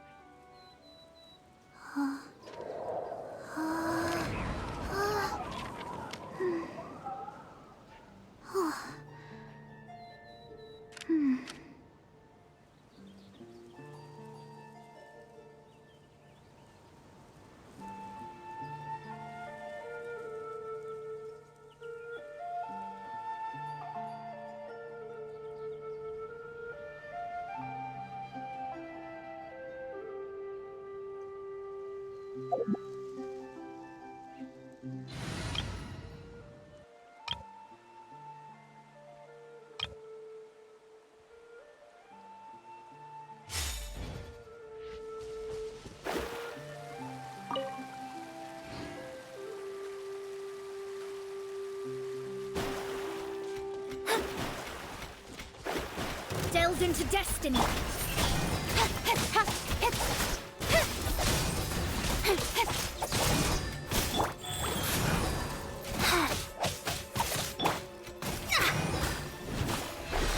Let me scry. Don't blink.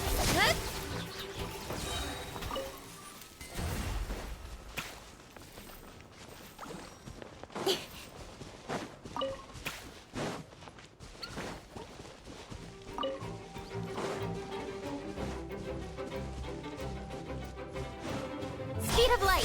Hey!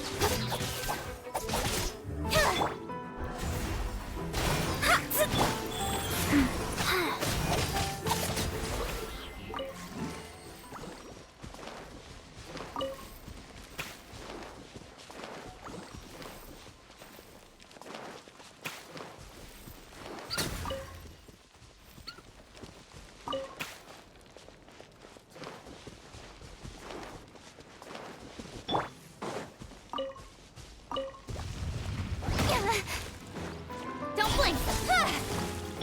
Shadows of fate! Let the mighty be humbled! Speed of light! Nowhere to hide!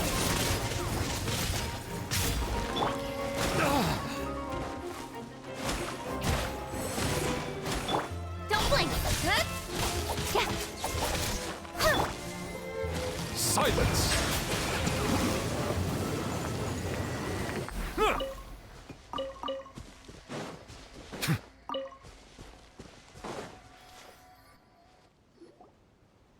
All right, this should be the house. I'm pretty sure this was the address.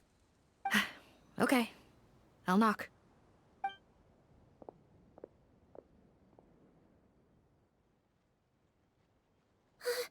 Sounds like whoever's inside has restricted mobility. Oh, it seems serious. Oh, what's the fastest way to get this door open? Break the door down? No, I'll handle it. Let the expert deal with it.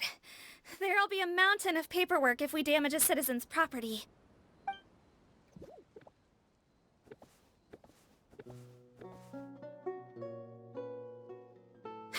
Calm down. Deep breaths. Remember your training. Control your strength. And... it's open! Seath, take a few people and lie in wait. Keep your eyes peeled for any activity around the house. The Traveler, head nurse, and I will go inside.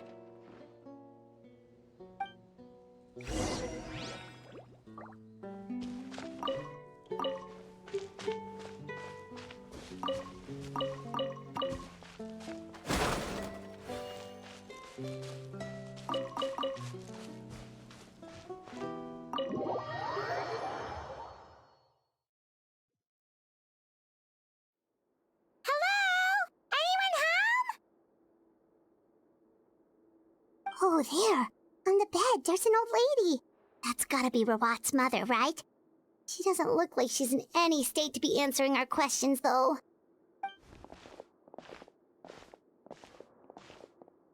We could try, but she is very ill. We mustn't force it. Well, doesn't look like Rawat's here. She's the only one we can talk to. Yep. Allow me. Hello, ma'am. Might I ask if you're Rawat's mother? We are trying to locate him.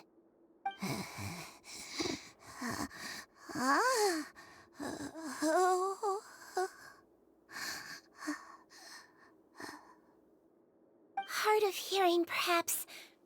Does anyone have a picture of Rawat? I have one here.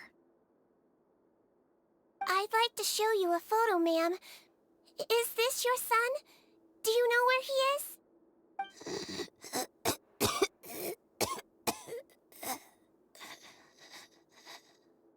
Looks like this isn't gonna work after all. Well, looks like we're out of leads. If Rawat's not here, things are looking very bad for him.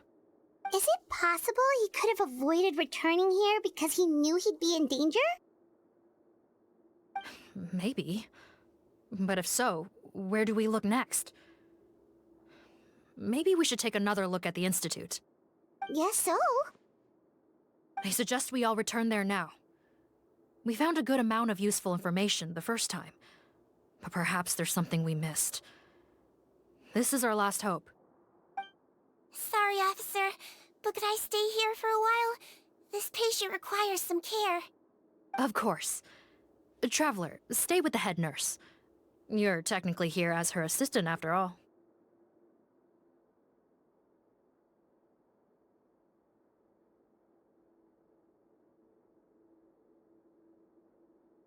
Also, I'd like some Marechaussee members to stay as well, and keep an eye on the area. Why's that? If Rawat knows how serious his mother's condition is, he will return. Got it. Okay. I'll tell the squad members in hiding to stay put and keep a lookout.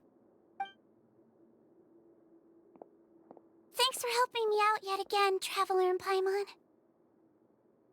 No problem. But when you say her condition is serious, do you mean... Yes. She's barely clinging on to life. Oh. Let me take care of a few things first. Could you pass me the towel over there? Yeah, of course.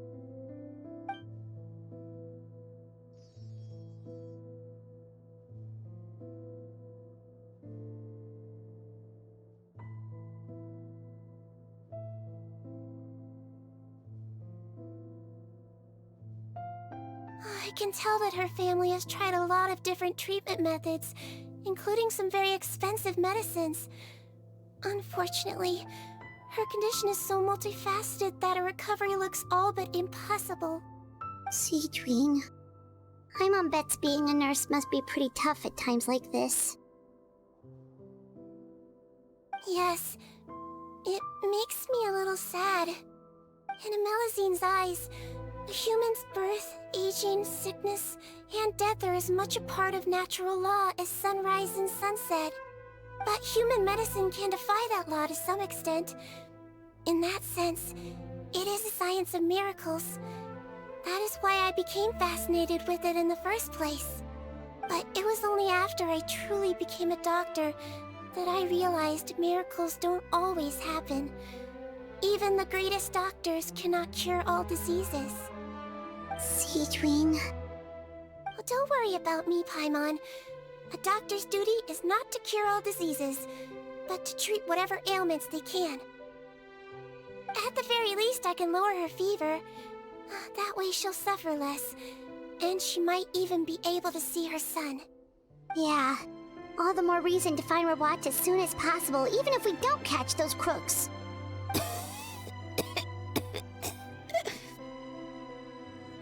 Oh, her fever is getting worse. Could I get some hot water?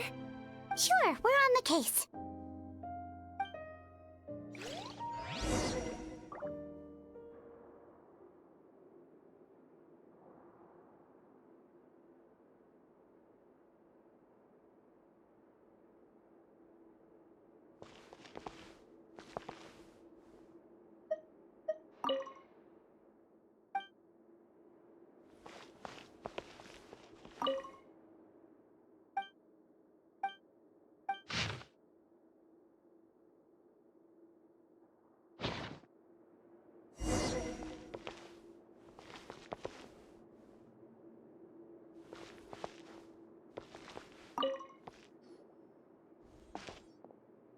Found the hot water?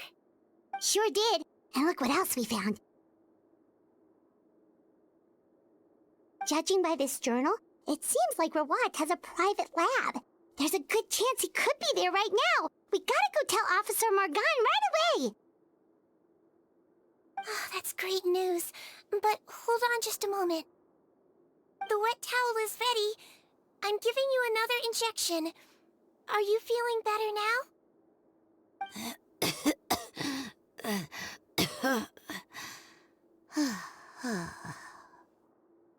It's all right. We'll go bring him back. Please hang in there. Thank you.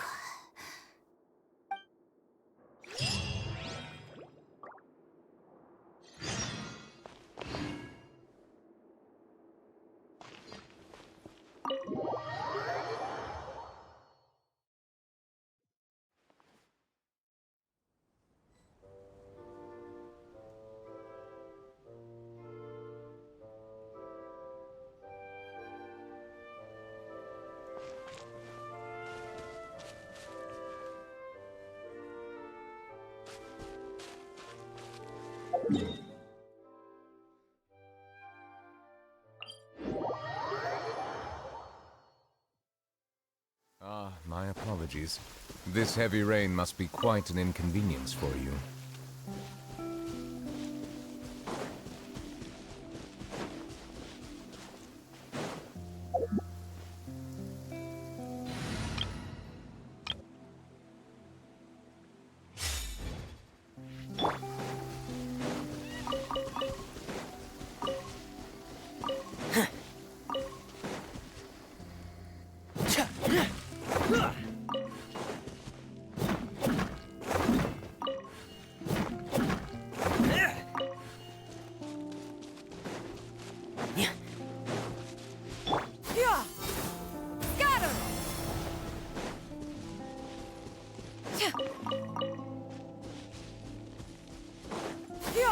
Skyward! Scatter!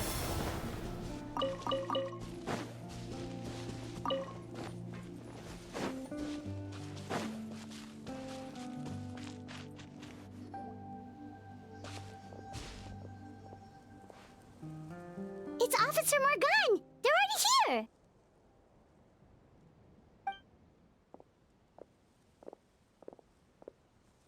We came as soon as we heard the news.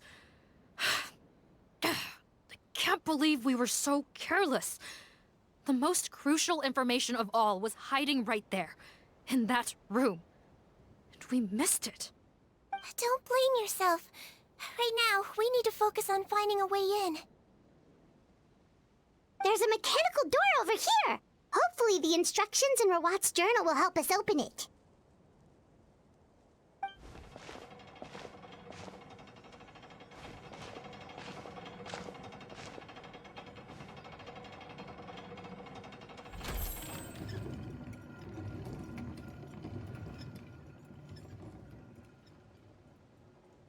It's open. Let's go in.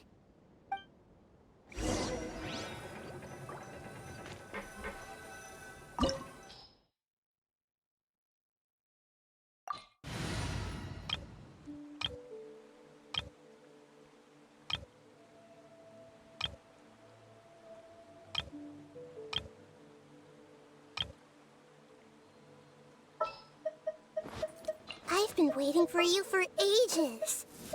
I'll take the lead today. I got you, boss.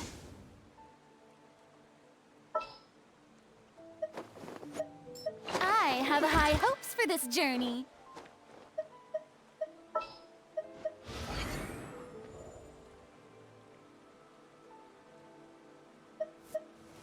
What is the situation? Sooner we're done, the better.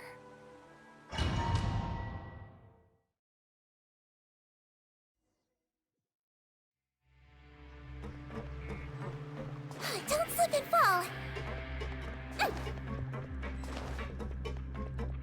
How did they get in here? Captain, up ahead! Those look like our fugitives! So they found this place too? Don't let any of them escape!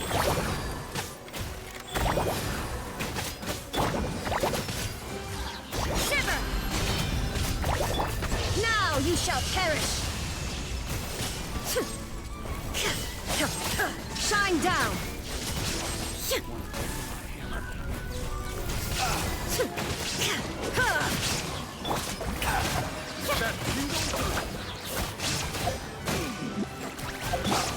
Don't slip and fall. You might feel a little bit. Lights out. You can...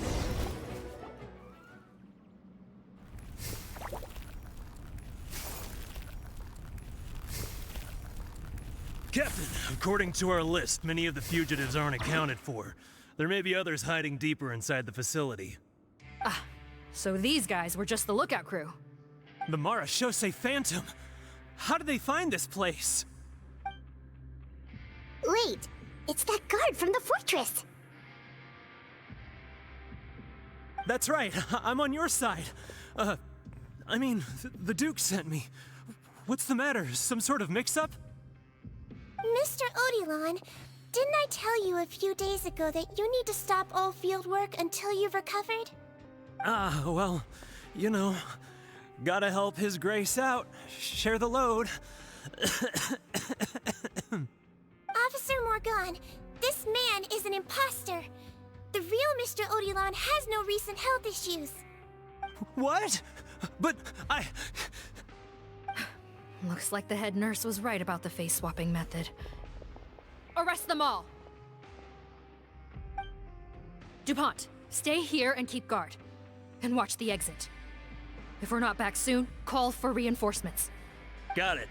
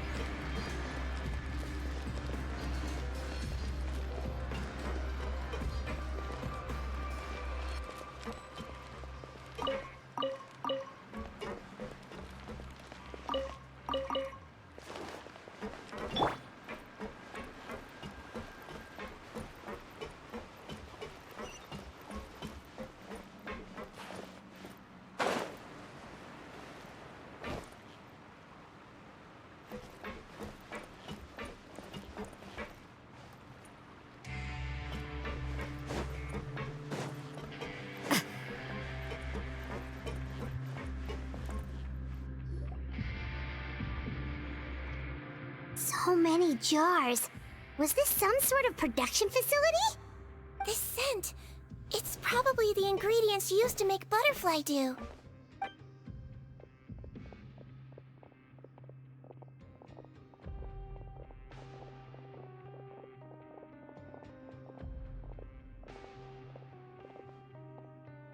How come they're all empty? Did it sell so well that he ran out of supplies? How strange. Why would Rawat choose to manufacture a popular product like that in such a difficult-to-reach location? Given our suspicion that he may have been coerced into the illegal drug trade, I would have thought that any production facility we find here would be used for illicit purposes. Perhaps butterfly dew is itself an illegal drug. Do you have any evidence for that claim? No, just a guess. We need to find Rawat as soon as possible. He has all the answers we need. Understood. Well, let's not linger here. Let's go. Come on.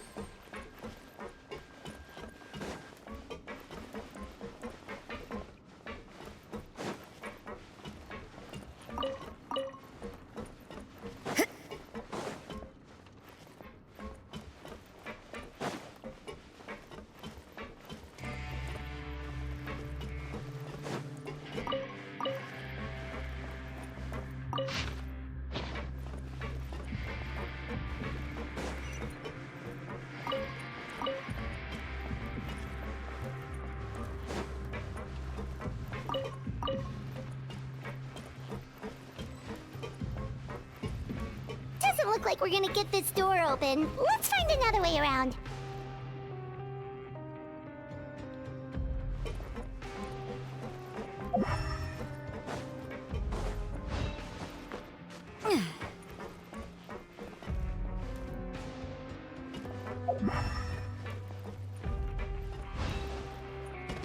This one's closed too.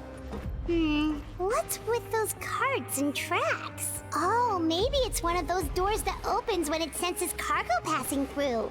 There's a loaded cart right over there. Let's bring it to the door and give it a try.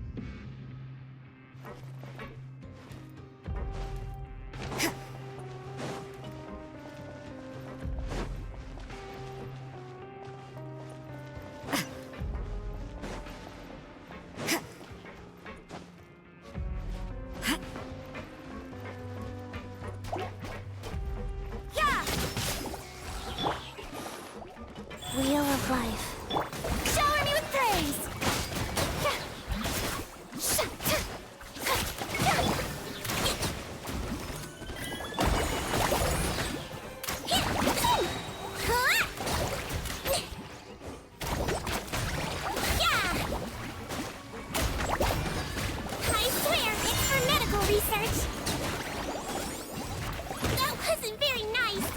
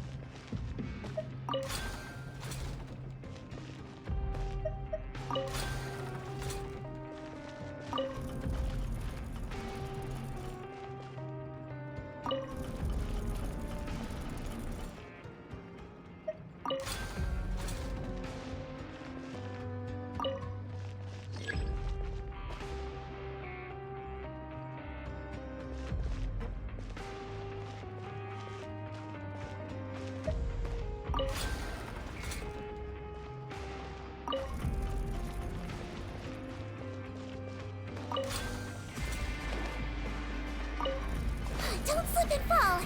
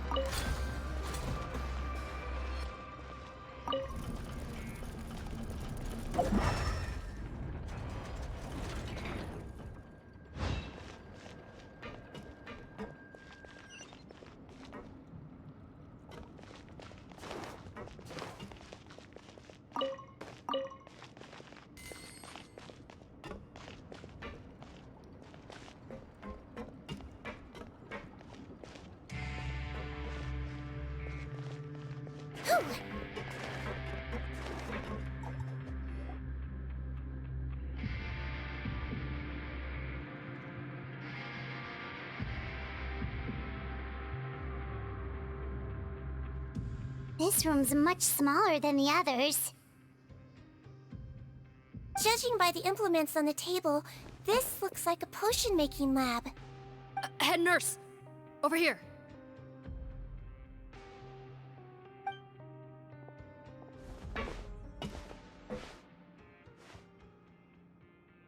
see. Huh? Robot's clothes? Why would he change here? Perhaps they stripped him down, left the clothes behind, and disposed of him somewhere else? Yikes, Sigewinne, where did that come from? Oh, what a tragic way to go. Especially with such a bright future ahead of him.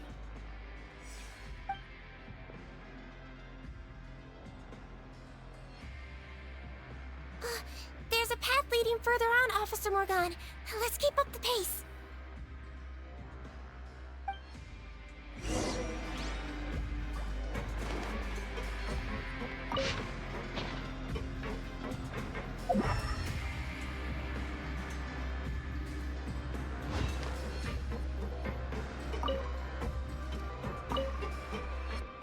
Don't slip and fall.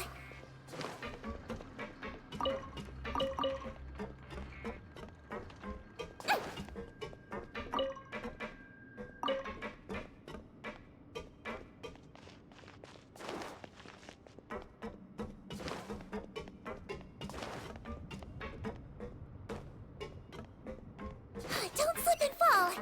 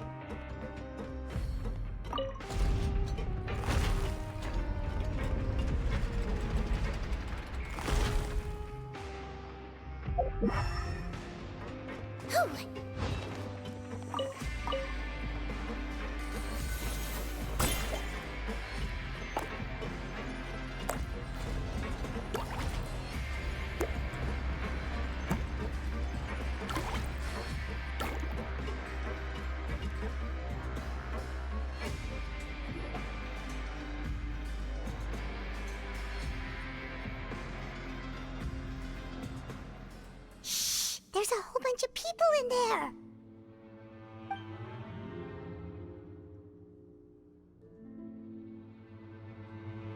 Are you serious? You're telling us that within a day, our faces are going to rot like yours? Fontanian physiology changed dramatically after that great flood, and it's not as compatible with this face-changing solution as before. The side effects are as you can see. Why didn't you say anything before we all used it? Look, my plan got you all out of prison, didn't it? You'd have much bigger problems to worry about right now if the Marechaussee Phantom found out about your other crimes. Consider an ugly mug getting off lightly. Ugh. You're just lucky we didn't leave you in there after you disappeared on us with no warning. We only let it slide because we're former partners.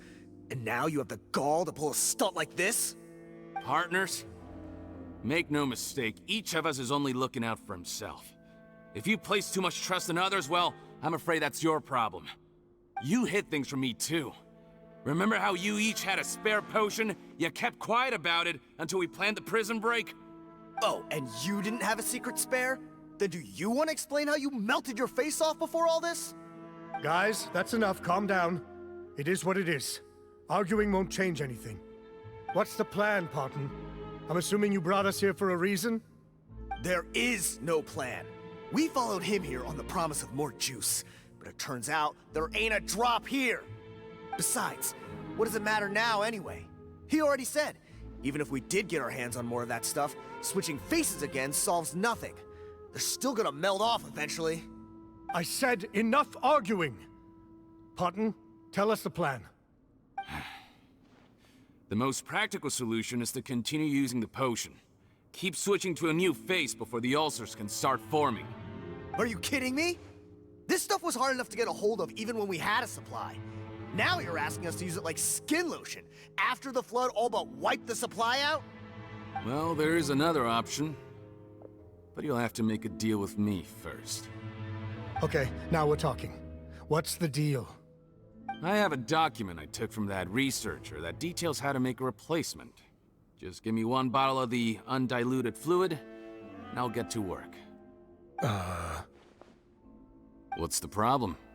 I thought you always kept reserves. Or do you really just have one spare bottle each? What do you think? That we were shipping them into the Fortress of Meripede by the basket load? Well then, say hello to never showing your marred faces in public again. Ugh, I've heard enough! Get him! Let's see if that document even exists! Freeze! Marashosei Phantom! What? Who let them in? Officer Morgan, before anything else, please find out Rawat's status. Rawat? I don't see him. Hand over the hostage now, if you want any chance of avoiding an extension to your sentences. Spare us your condescending attempts to coax us back to our cells. You think we're looking to negotiate? Rawat is dead. Pardon? Arrest them all! Don't let anyone get away!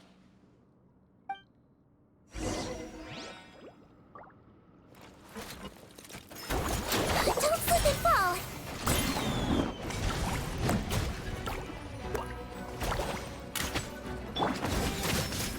Shiver!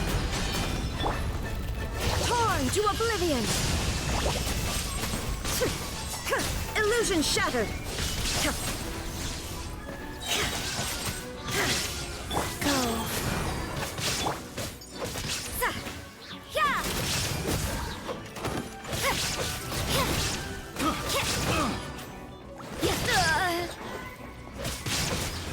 Judgment! Punishment! What a nuisance!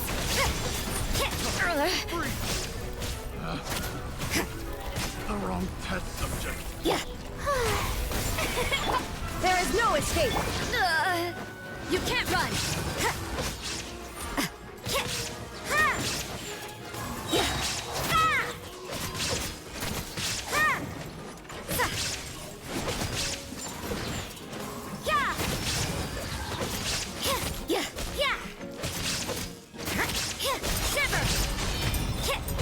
You can't run!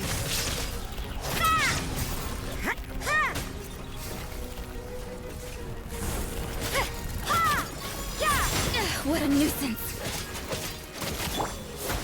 The show begins! Time to shine!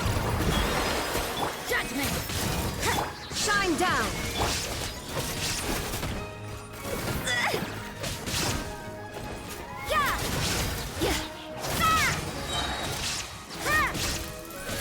Punishment!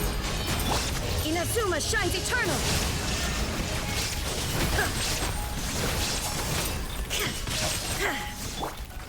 Judgment! Huh. Gotta say, I never expected to see the head nurse in combat. Some patients respond better to a more aggressive treatment plan. Did we get everyone?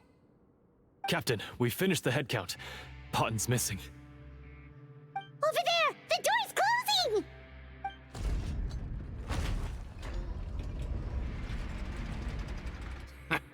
One group trying to arrest me, another trying to hunt me down. Good.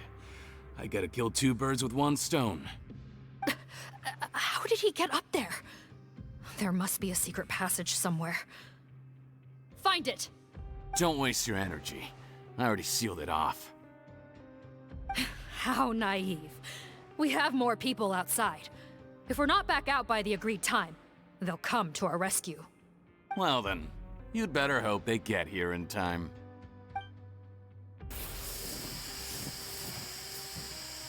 There's some kind of gas leaking from the pipes. Be careful, it's poisonous. This is our distribution center, where we store the product derived from our source solution. We had to use special fire prevention methods to prevent contamination. The pipe network here was designed to emit a gas for firefighting. One little modification later, and it makes an efficient death trap. Why would you do this? Your partners are here too. Oh, please. If they can't supply what I need, they're of no further use to me. Besides, I can't have him exposing my potential whereabouts. He's a maniac! Come on, we gotta find a way to open that door! Go ahead, struggle in vain. Once the last of you croaks, no one will ever find me again. So long! Are you sure you're ready to leave, Potton? You haven't changed your dressing today. You can't cure my face, just give up. And what if I could? Nice try.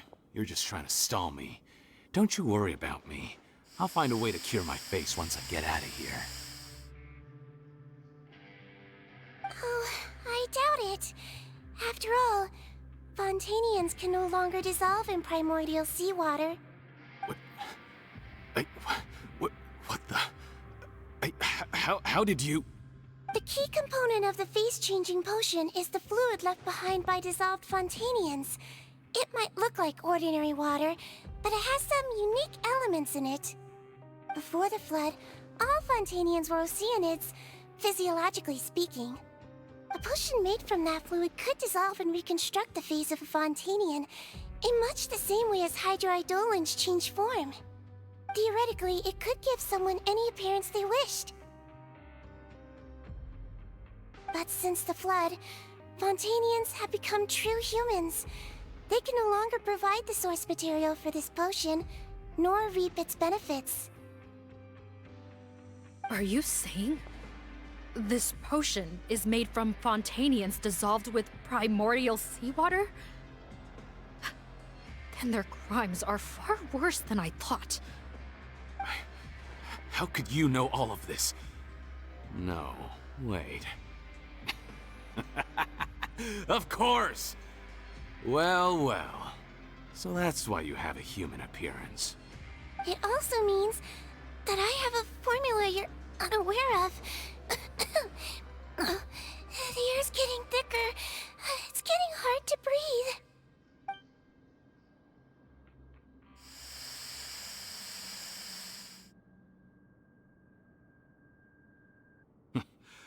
I might get to make a deal today after all. Alright, keep talking. How do you intend to give me the formula? Oh, it's not a formula, but a finished product. I have a bottle of it right here. What? When I tried Rawat's skincare product, I noticed it had a certain special component in it. So I had my friends gather some other ingredients for me, and sure enough, a little experimenting later, I'd produced the potion. I'm guessing his skincare lotion contains the fruits of your joint research? Huh. Impressive guesswork. Yeah, we were a supplier for some of the raw ingredients. But it only contains a tiny amount of the active ingredient. The effect is minuscule compared to the undiluted fluid. Well, I found a way to reverse the dilution process, giving the skincare lotion a similar effect to the fluid it is derived from. That's impossible. If I tell you some of the ingredients, I think you can figure it out. First, you need to combine tainted hydrophantasm tissue with transoceanic pearls at a ratio of around 3 to 7. Tainted hydrophantasms and transoceanic pearls. I see. Can't believe I never thought of that. So, can we make a deal? Sounds good to me. There's a delivery pipeline beneath this window. Drop the potion in, and I'll release you all. Nope, not trusting you that easily. You're like those naughty kids who try to hide their illness. Open the sluice gate first, then I'll hand you the potion. Even if you're not bluffing, your potion won't cure my face permanently. You really think you have any leverage here?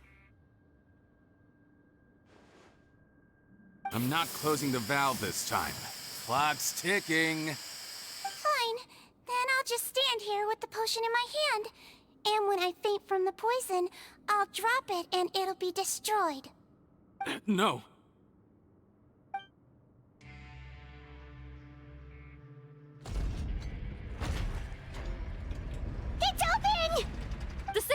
this gate! Jam it! Don't let it close again! That's more like it. In that case, a promise is a promise. Head nurse, there's too much poison gas in here. We have to leave, now!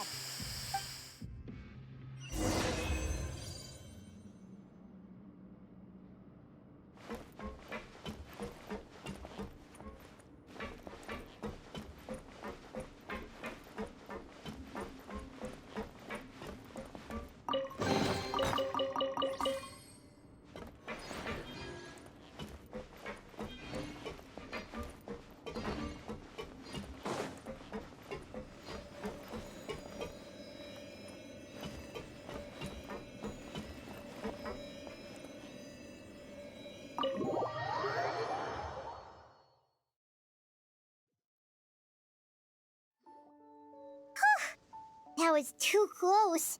That button is a real nasty piece of work. Oh, don't be too quick to sit down. Moving around a little will help relieve the soreness. Same goes for you, Traveler. Oh, but Paimon, you should be fine, right? Flying fast is pretty tiring too, actually. Anyway, that's not important right now. Paimon's still shocked to learn that there's a whole criminal operation going on behind that skincare lotion. Shame I ended up giving the improved version to Potten after finally making it for you. I'll make you some more, I promise. No, please don't. Paimon doesn't want to use that stuff anymore. Still, it was a pretty good job that Paimon wanted to buy some in the first place, huh?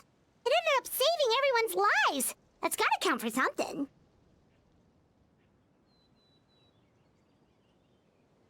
Yeah, Paimon was just kidding. Head nurse, I've done a final head count of our team and the criminals. Everyone's here and doing fine. We're ready to escort the fugitives back to the fortress of Meripede. It's a shame that we didn't find Rawat. At this point, I'm afraid he's probably deceased. What a horrible bunch. Especially that Potten guy. If he hadn't made good on that deal, we'd all be dead because of him. No, we wouldn't. I always keep a whole bunch of antidotes on me for emergencies, and one of them neutralizes that poison gas. We'd have been fine, even if you hadn't opened the gate.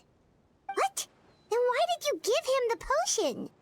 If this is true, I must concur. Sorry to be blunt, but I think you made a bad decision by handing him that bottle. If he changes his appearance and flees Fontaine, it's unlikely that we'll ever find him. No matter how cooperative his accomplices are when we question them. No, you don't understand. I gave him the potion precisely so we could be sure where he'll go next. What do you mean? We gotta hurry. She won't last much longer.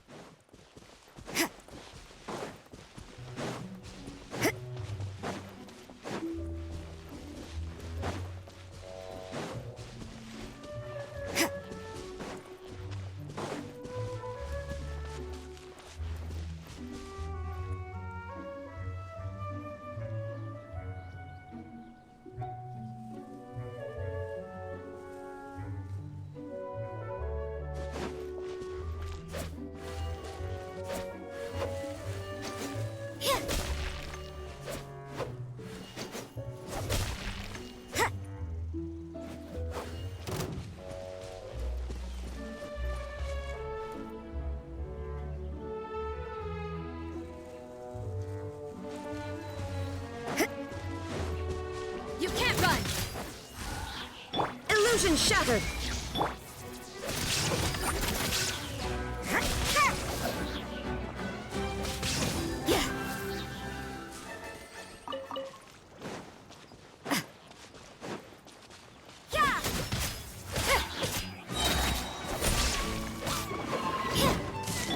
Shine down! You can't run!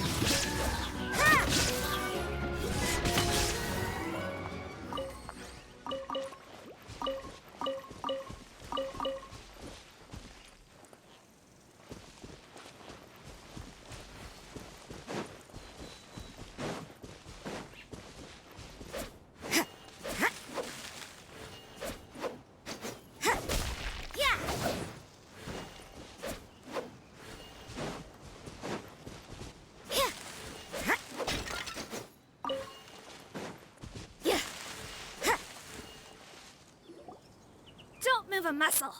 I might be short, but I pack a mean punch. Captain? You're just in time. While I was lying in wait, I spotted this crook snooping around, trying to find a way in. So I detained him.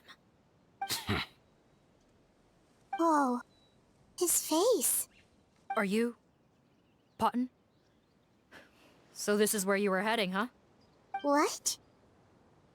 This is how Potton looked before his face was marred.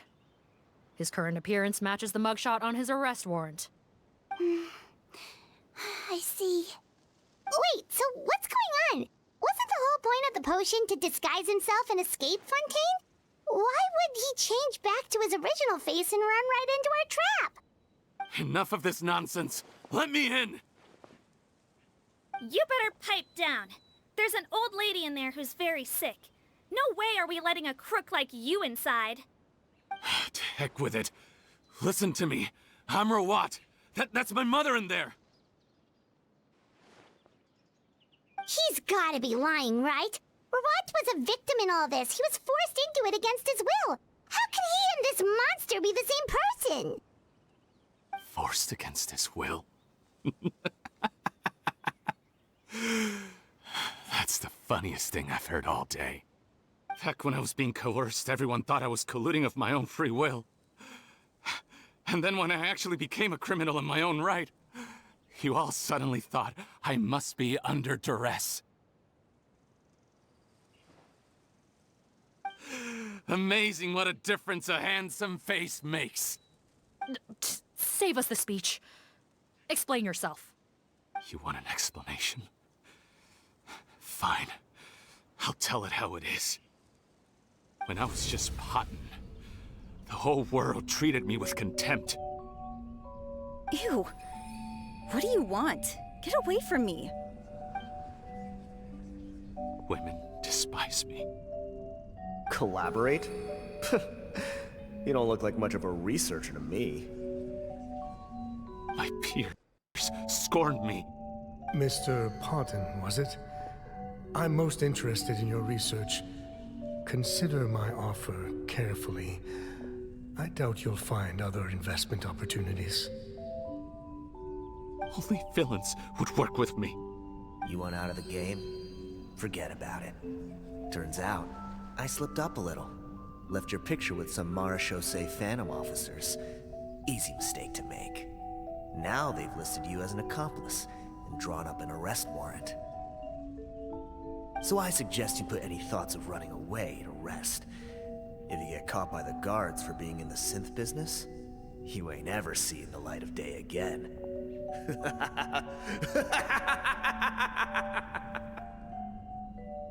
There was no way out for me. Until I could stop being Potton. Mr. Rawat, I have something I'd like to tell you. I became popular with women. This new potion you developed is fascinating. Genius, in fact. Would you consider working with me? I'd be happy to sign a licensing agreement. My peers looked up to me. Okay, I'm very interested in your research, sir. You must no doubt have offers from countless investors. So far be it from me to ask for a full collaboration, per se. I merely wanted to express my interest. No pressure at all, naturally. And the villains even began to fear me. Becoming Rawat showed me what a superficial world we live in. But I did not hold a grudge. After all, this superficiality could be made to work in my favor. Or so I thought. But alas, the world seemed bent on finding a reason to make me despise it. Mother, I'm back. How are you doing? Who are you? I bought the best medicine Mora could buy, but nothing would cure her illness. In the end, I hoped she'd at least be able to see her son one last time before she passed, but when everyone else rejected me, the only person who cared about me was my mother. Then, when I became a rising star in the Fontaine Research Institute, I was unrecognizable to her. I have to let her see me again. Even if it means donning my own wretched, ugly face. Well, is that enough explaining for you? Now do you understand? Let me inside already! Have you ever considered if you'll even be able to look your mother in the eyes after what you've done? You found a way to completely change your identity. You could easily have escaped from them. But no, you chose to keep working with them. Why would I want to give up on such a lucrative business? The profits were dozens of times that of the synth business, and it was all above board.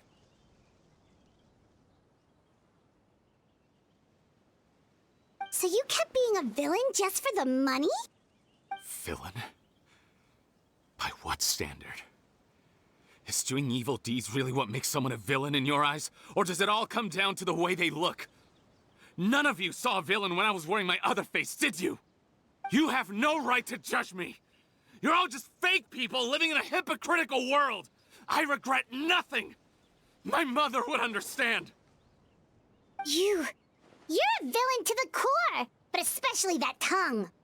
Honestly, I don't see a villain when I look at your current face either. Don't humor me. You don't seem surprised by my confession in the least. How long have you known the truth? I didn't know anything for sure until you chose to take that potion bottle and spare our lives. But if you're asking when I started suspecting you, it was the first time you came to see me at the infirmary. I had to confirm my suspicions. That's why I chose to join this investigation. Are you kidding me? A young, promising researcher and a wretched criminal? What on earth gave you the idea that they could be one and the same person? Well, there were no visual clues. This potion's face-changing effects are very powerful. Even as a Melazine, I couldn't see through the disguise. But I believe I understand humanity a little better than most of my kind. Humans have certain fundamental qualities that do not change with their appearance. Fundamental qualities, huh? So you think you're the one who's seen through me, do you? Most people probably don't know this, but I think I can guess what your deal is. Melazine constitutions are very close to that of water, so it stands to reason that the potion should work on them too. You use it yourself, didn't you? That's why you have a human appearance. Sigewinne? Yes, you're right.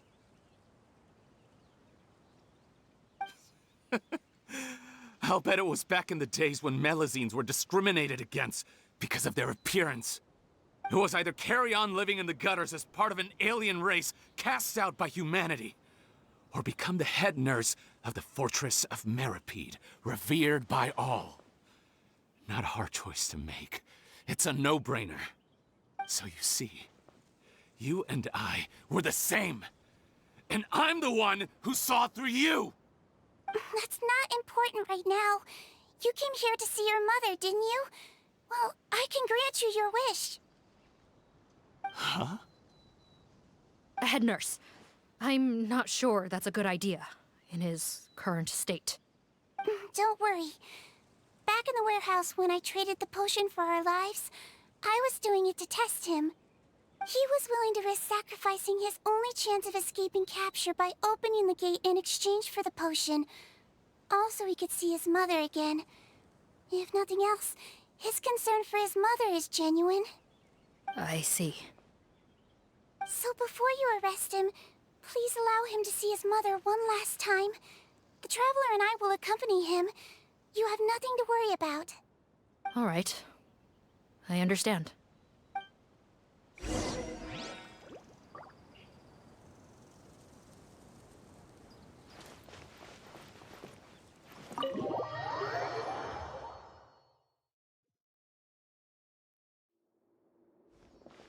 Mom? It's me, Potton, your son. You recognize me now, don't you? Mom, what's wrong? I'm sorry, but I have some bad news. I examined your mother last time we were here, and it appears that due to her prolonged fever, she's lost her eyesight. What? Your appearance no longer has any bearing on her ability to recognize you. But there are always other ways to remind our loved ones who we are. Wouldn't you say? No, it can't be. Please, Mom, open your eyes. It's me, your son, Potton. If you really can't see my face, then here, take my hand. Tell me you feel your son's hand. I've done so much to get to this point.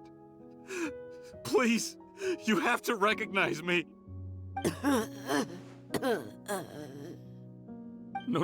No. The temperature of his palm must have changed. I'm sorry. It seems I couldn't bring him back to you after all.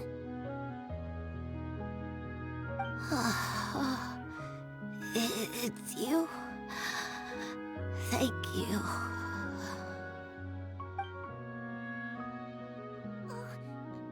Of course. Mom, why will you answer her and not me?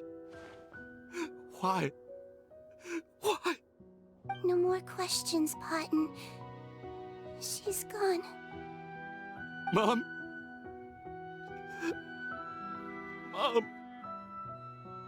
I'm sorry to say this, Potton, but you and I are not the same.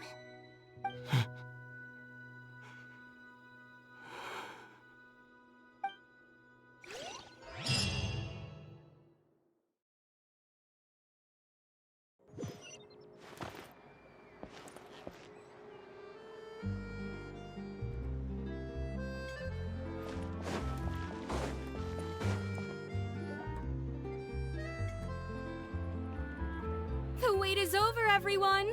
The sale of our new skincare product, Romaritime Essence, will now begin. Another skincare promotion! And it's selling as fast as last time. Wonder what people would think if they knew what was in the last batch.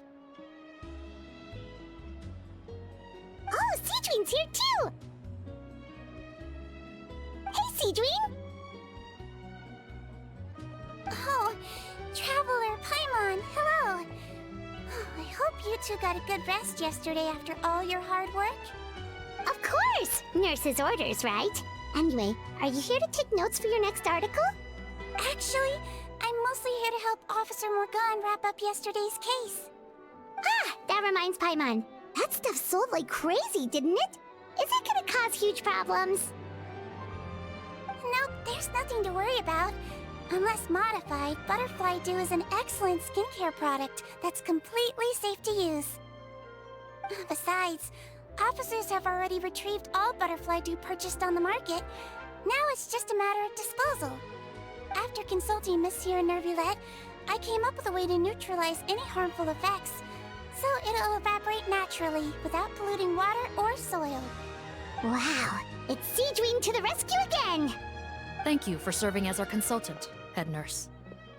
All the butterfly dew we recovered has been disposed of, according to your instructions. Great! Good job, everyone! Also, you mentioned you wanted a copy of Rawat's interrogation records. Well, technically, Potton's records. Anyway, I have them with me. Here.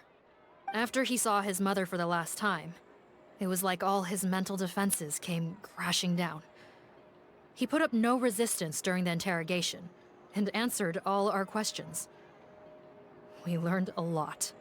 Apparently, the formula was something he discovered by chance, while helping the criminal gang produce synth. Later, he came up with the idea to dilute it, and use the resulting substance as a skincare product. Their supplier was Vache. But you could also argue that they were the ones doing him a favor. His operation helped Vache's gang dispose of an enormous amount of evidence. It made for a seamless collaboration. One man's trash was another man's treasure, and there were no loose ends. It's no wonder we never noticed what Potton's gang was up to. Vache again, huh? Is there still no end to the harm he caused? Make no mistake. The crimes of Vache and his accomplices will come to an end. it's only a matter of time. Since the flood cut off their supply of primordial seawater, they've been forced to resort to riskier methods, like using their private reserve to attack people on the street. Naturally, those attempts all ended in failure. After receiving numerous reports, we were able to zero in on the gang and eventually round them up. That sounds more like it. Based on what he told us in his confession, we pretty much had him backed into a corner, even though he made a point of distancing himself from the gang while disguised as Rawat. He tried to throw us off his tail by reporting his accomplices, giving him enough time to transform back into Potton and see his mother one last time. But there was one thing he hadn't anticipated.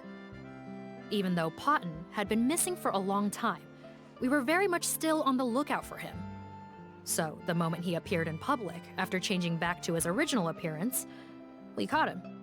So he tried this once before, huh? Guess he really did want his mother to see him again. But in the end... Looking at the interrogation records, it seems like he spent the first sum of money he earned as Rawat on his mother's treatment. Yes, which is why I suspect that his initial motive for using the potion was not personal greed, but a desire to become somebody who had the power to save her. Even so, he went too far. In the end, he got what he deserved. I understand.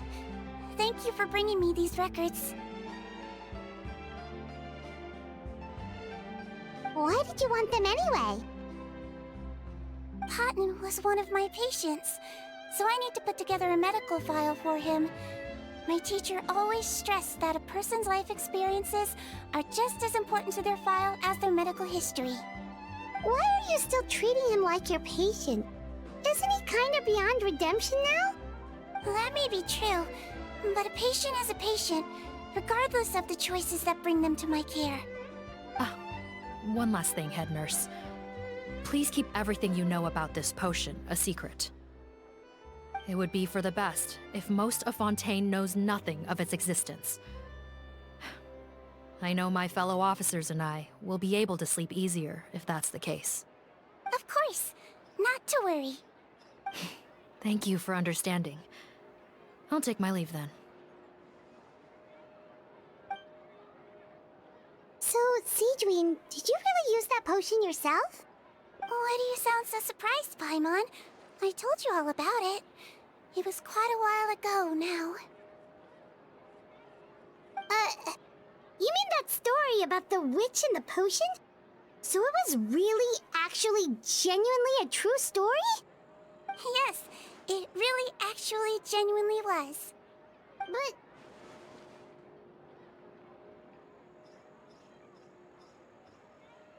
I know. There are some secrets I can't tell anyone about.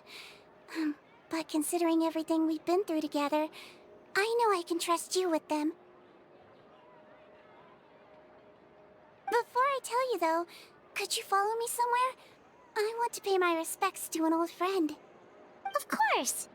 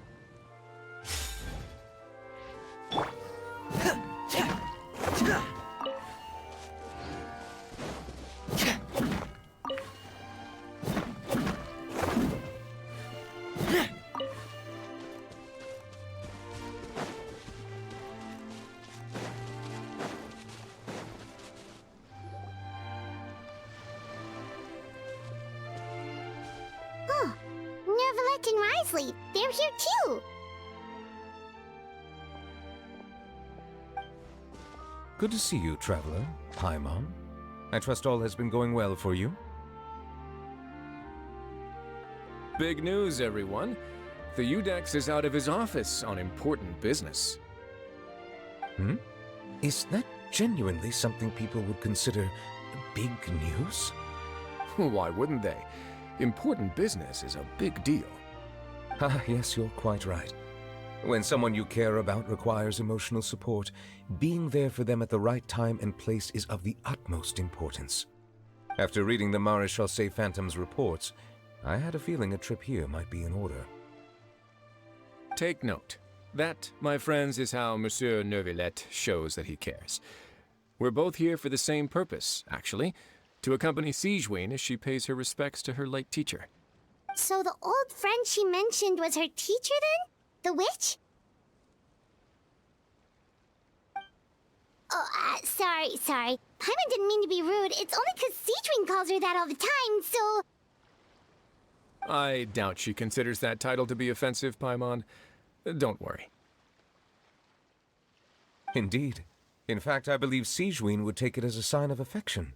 She has spoken of this doctor on many occasions, and it sounds like she was a truly generous individual. In those days, many people harbored prejudices against Melusines. She was the only teacher willing to take Sigewinne on as a student. Wow. It's really nice of you two to be here for Sigewinne. Guess you guys really look out for your younger colleagues, huh? Younger colleague? Well, that might be true for the Udex, but I'm not sure I can say the same. Sigewinne served a sentence in the fortress of Meripede hundreds of years ago, and after she did her time, she decided to stick around. She's been an integral part of our administration ever since. Strictly speaking, the head nurse has been around longer than most people in the fortress, myself included. Pretty sure that makes me the younger colleague. She served a sentence? Yes. Long before I became Udex, there was an ancient law in Fontaine that prohibited any attempt to transform another species into a human. Initially, I and most researchers believed this law to have been imposed due to ethical concerns. But now, it seems more likely that the law was nothing more than an insurance policy, a way for Egeria to ensure that her people would remain insulated from the truth, thus enabling them to lead more straightforward, happier lives. Ignorance is bliss, as they say. Sigewinne had her reasons for choosing to obtain a human form, but the act was nonetheless in clear violation of the law. Could you tell us a little bit more about what happened back then? Certainly. Sigewinne does not object to her close friends learning about her history. In fact, I first learned of it myself because she confessed the truth to me of her own volition.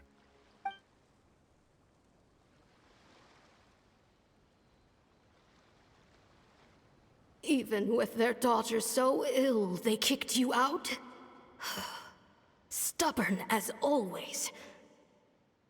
And prejudice isn't a disease I can cure either.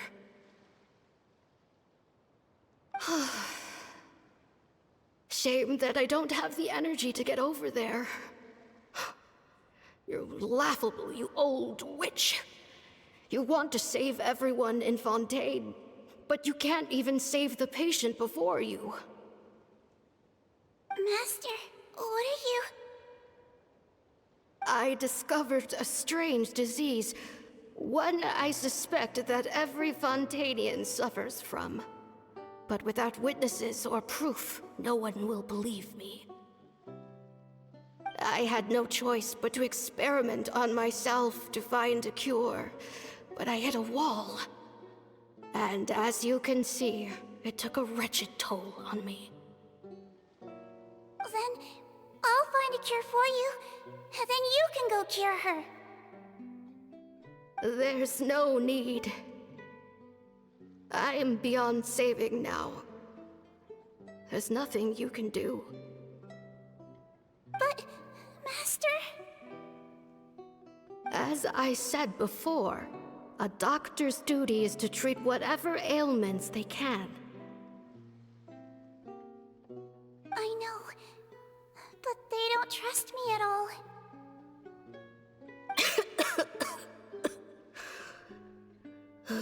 That girl. She's your first ever patient, isn't she? Tell me, what cost are you willing to bear to see her cured? I'll do whatever it takes. Even if it means breaking the law and being punished for it? As long as I don't hurt anyone. Yes.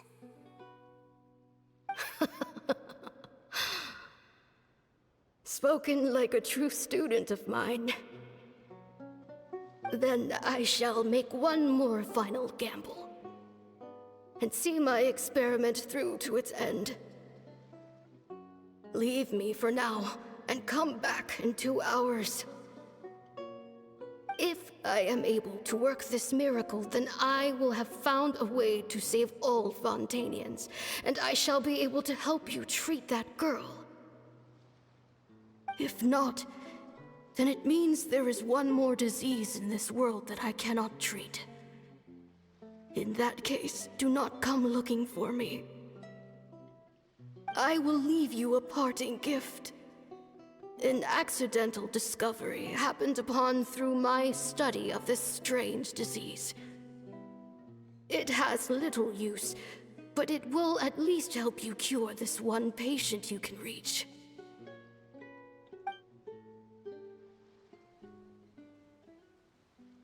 When Sigewinne returned, the miracle had not occurred. She found a potion bottle and a note on the table. After using the potion as instructed, she gained her current form, breaking Fontaine's law in the process. And after I had confirmed the veracity of the events, I gave my verdict. So that's what happened.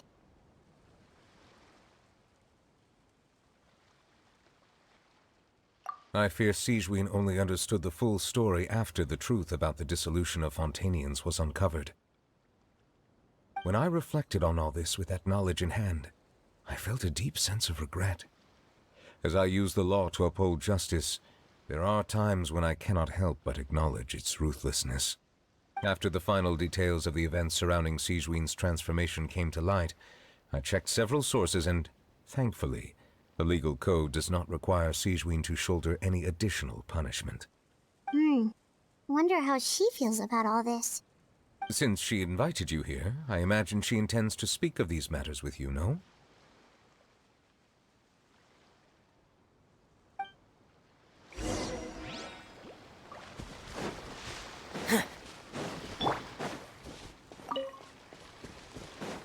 Yeah! Got him!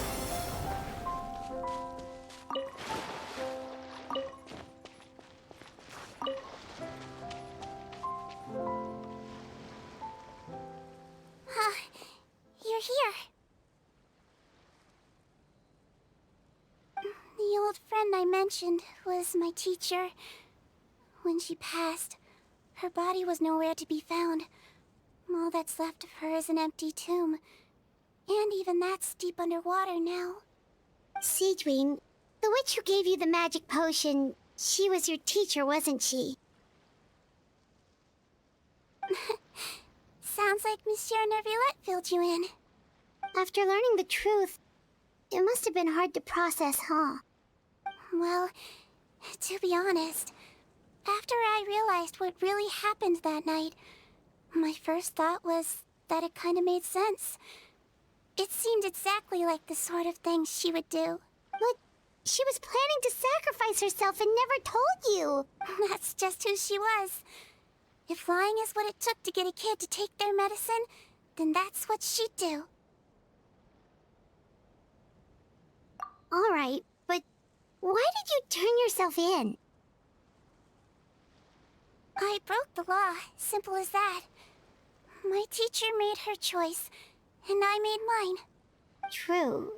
It's just the way Paimon framed it when he was asking you all those questions, it made Paimon really mad. You're not like him at all, and everything Neuvillette said confirms that. And yet, you were still convicted and thrown in prison. It just feels so unfair. Unfair? I happen to think just the opposite. If I hadn't served that time, I'm not sure I would have been able to stay strong when he was questioning me. What makes you say that? I knew you'd be curious. Let me tell you a story. The verdict came down. This Melazine is guilty. The Eudex defended the authority of Fontaine law, but he did not confiscate the Melazine's medical kit.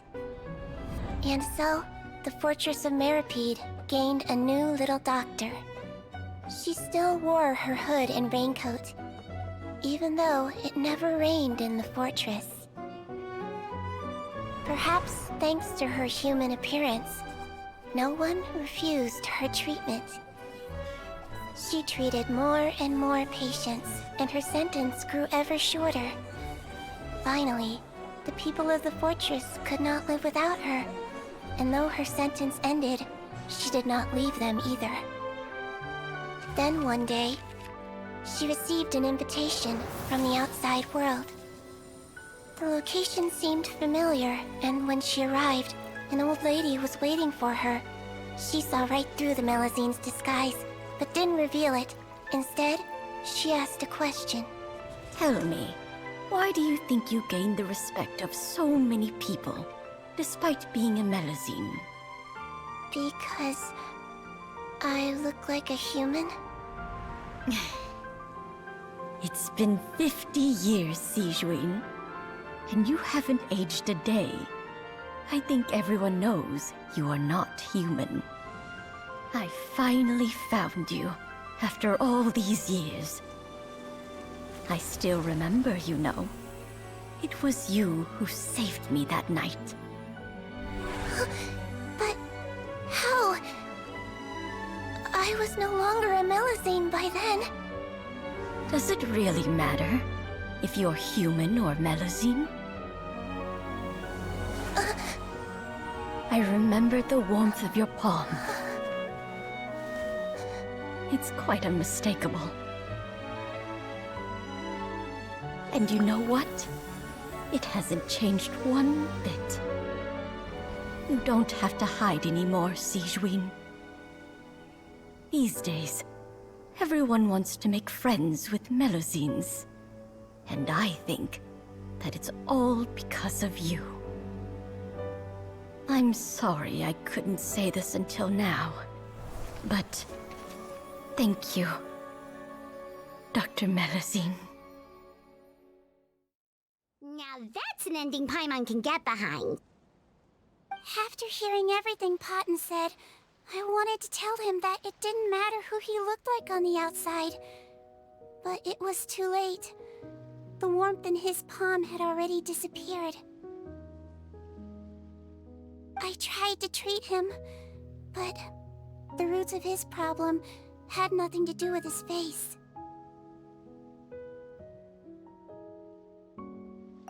I understand.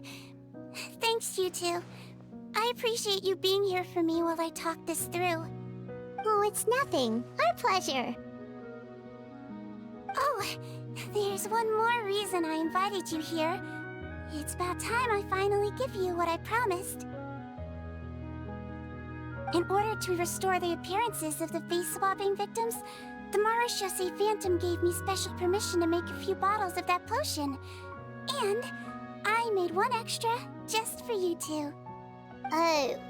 We don't need it though. Shouldn't we destroy it?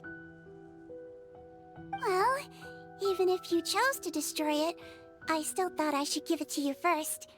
You two did so much for me. How could I break my promise? Well, fair enough, but anyway, Paimon's definitely not interested in this stuff anymore. Still, if this is the very last bottle in all of Teyvat, getting rid of it would feel like kind of a waste. Maybe we can give it a special meaning somehow. Oh, Paimon's got it! Melazine physiology wasn't affected by the Great Flood, right? So that means the potion should have a permanent effect on you. In that case, what do you say, Sigewinne? Ever thought about transforming back to the way you used to look? After all, from a Melazine point of view, Paimon bets Melazines look the cutest of all! Paimon, after everything, do you really think it matters whether I'm Melazine or a human? Well, What was Paimon thinking? You made up your mind a long time ago. Yeah, let's just destroy this thing. Leave it to me.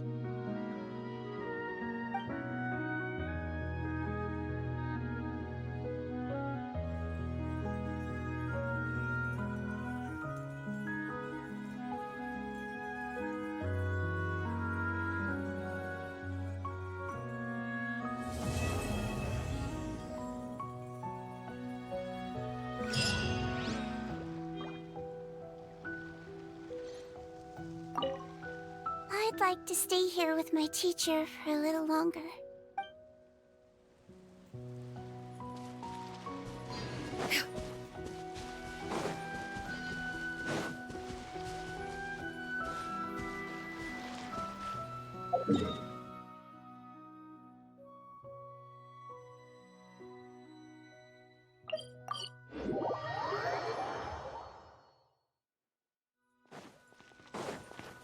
Ad Astra Abyss.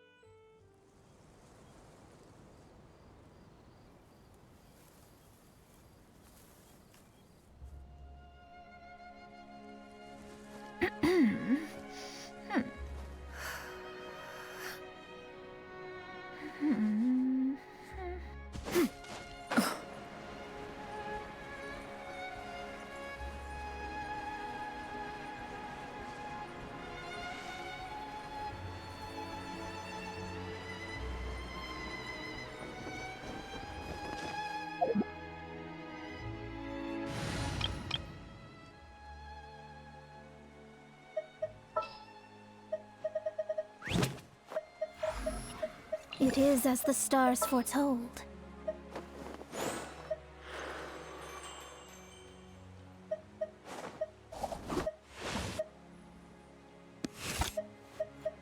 Behold, the Prinzessin de Varotalon. Thank you for permitting, no, inviting me to join you.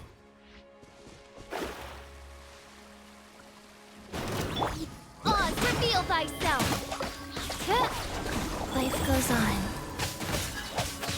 Let go. Orders given. Orders received. Midnight Phantasmagoria.